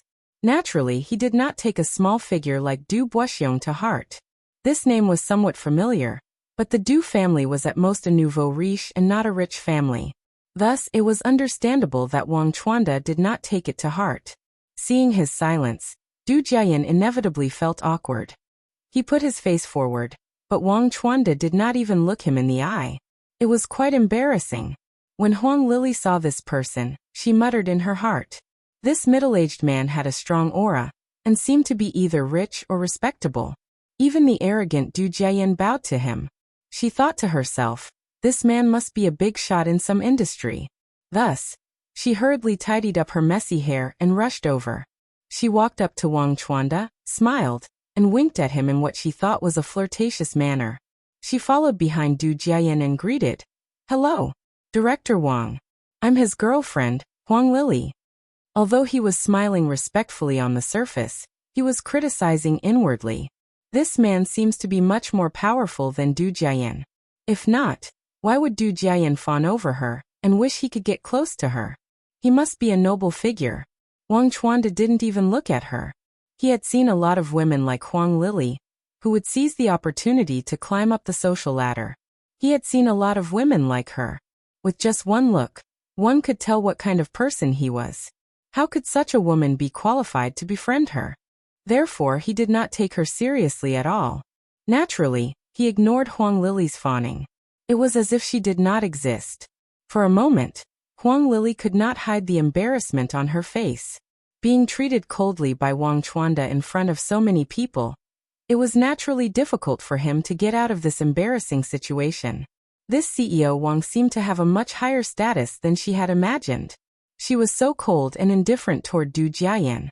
Du Jiayan still greeted him warmly, so he must be a big shot that he could not afford to offend. Thus, the smile on her face became even more flattering. Chapter 908. What's going on? Wang Chuanda walked into the private room and saw a group of people standing awkwardly. A man with a cold and stern back was sitting on the chair with a gloomy face. He was playing with the wine glass in his hand and did not ask who had come in. He was instantly displeased. Gao Nan was helped up by Xiao Shui. When he raised his head and saw Wang Chuanda, the smile on his face changed. Uncle. Gao Nan was stunned. Uncle. Everyone present was stunned by Gao Nan's greeting. Du Jiayan in particular widened his eyes in shock and then said with displeasure, "Ha? You've got the wrong person. Let me tell you, this is CEO Wang of Wank Real Estate. Don't blindly claim to be his relative." Gao Nan looked at him coldly and could not be bothered with him as he walked up to Wang Chuanda. Du Jiayan was about to stop him when he saw Wang Chuanda's expression change, and then turn serious. "Gao Nan, why are you here?" His words shocked Du Jiayan so much that his legs turned to jelly. His whole body froze on the spot, and his dumbfounded expression looked extremely comical. What? Why did Xiao Shui's boyfriend call CEO Wang uncle? The problem is Wang Chuanda really his uncle? Wait a minute. Xiao Shui's boyfriend is called Gao Nan. Huang Lily, who was at the side, was also frightened by this scene. From the moment Gao Nan entered the room, all her attention was on Yin Shirshir. Hence, she did not ask about Xiao Shui's boyfriend's identity or background. Still, Gao Nan and CEO Wang are relatives. She was on tenterhooks, thinking that she had offended Gao Nan earlier, and that he seemed to have a powerful background. She wondered if he would settle scores with her later. The more she thought about it, the more uneasy she became. She looked anxiously at Du Jiayan, only to see his pale face. "It's my girlfriend's class reunion. I'm here with her." Gao Nan told the truth. Wang Chuanda's face was expressionless, but compared to when he faced Du Jiayan, his expression was slightly more relaxed. Speaking of the relationship between Wang Chuanda and Gao Nan, the latter addressed him as uncle, because he was his grandfather's nephew. Gao Nan's mother addressed him as cousin. Wang Chuanda was in politics in his early years. After retiring, he went into business.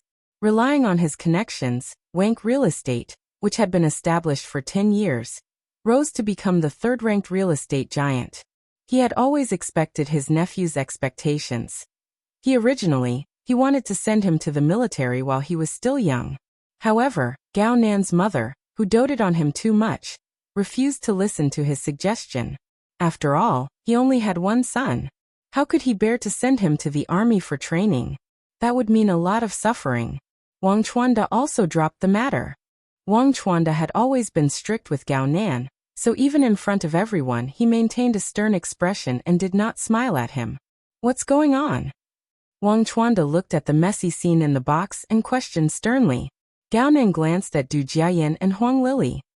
He did not want to blow this matter up. Besides, it would be too embarrassing if word got out.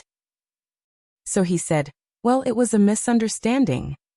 Chapter 909. "Oh, I see," Wang Chuanda muttered to himself. Seeing the mess in the private room, if it were him, no matter who it was, he would naturally chase them out if they caused trouble in the clubhouse. However, for Gao Nan's sake, there was no need to be calculative. "Gao Nan, you're not young anymore. Don't always think of fooling around outside," he reprimanded. Gao Nan naturally pretended to be frightened by his elder's reprimand and nodded repeatedly. Wang Chuanda turned around and was about to leave under the escort of a group of people. Du Jiayan shot a glance at Muyaja, who had been sitting in his seat all this while, and for some reason, he suddenly stepped forward and blocked Wang Chuanda's path. Startled, Wang Chuanda glanced at him from the corner of his eye and asked coldly, "What's wrong?" "Mr. Wang, it's like this. Today is my girlfriend's class reunion. It should have been a happy gathering, but some random people sneaked in and made the scene so awkward. I think I'm doing this for your sake. A high-class place like Eternal Night Clubhouse shouldn't allow some commoners to sneak in. If they touch the expensive antiques here, won't it make things difficult for me? President Wang, please send someone to chase this person out." With that, he pointed at the man sitting in his seat and said, "It's this person. I don't know his identity, but he's the cause of today's situation." This time, he pushed the blame to Muyaja and removed all responsibility from himself. Firstly, he wanted to save some face in front of Wang Chuanda, lest the latter think that he was the one who caused the state of the room. Secondly, Du Jiayan found Muyaja to be an eyesore, and wanted to vent his anger in front of everyone by kicking him out. Wang Chuanda glanced at the man sitting in his seat, and saw that he had not said a word from start to finish. His back was cold and solemn, making him look unfathomable. He turned around, looked at him, and asked, "Who are you?" Muyaja did not reply. Wang Chuanda frowned. He had been in the business for so long, but he had never met anyone who was so rude to him. He actually ignored him. He was furious. Therefore, with a look, the bodyguard beside him immediately understood, and walked towards Muyaja. Du Jiayan gloated at their misfortune from the side, waiting to see Muyaja and Yun Shishir being chased out of the house. He was secretly delighted. Huang Lili was also very excited. He hoped to use Wang Chuanda to vent his anger. However, just as the bodyguard walked to his side, Muyaja suddenly turned around slowly. A handsome face was exposed to Wang Chuanda's line of sight. Wang Chuanda met Muyaja's deep gaze, and was stunned for a second. Then he was shocked and immediately shouted, "Wait!" His sudden voice startled Du Jiayan. He hurriedly approached and asked respectfully, "Xiao Wang, what's going on?" Wang Chuanda did not wait for him to finish his words as he pushed him aside and strode toward Muyaja. Muyaja did not get up and continued sitting in his seat calmly. Wang Chuanda walked up to him. When he saw that it was really him, a flattering smile appeared on his face. "Master Mu, you've graced us with your presence." Muyaja raised his hand to stop him. "I'm here to accompany my woman. There's no need to make a fuss."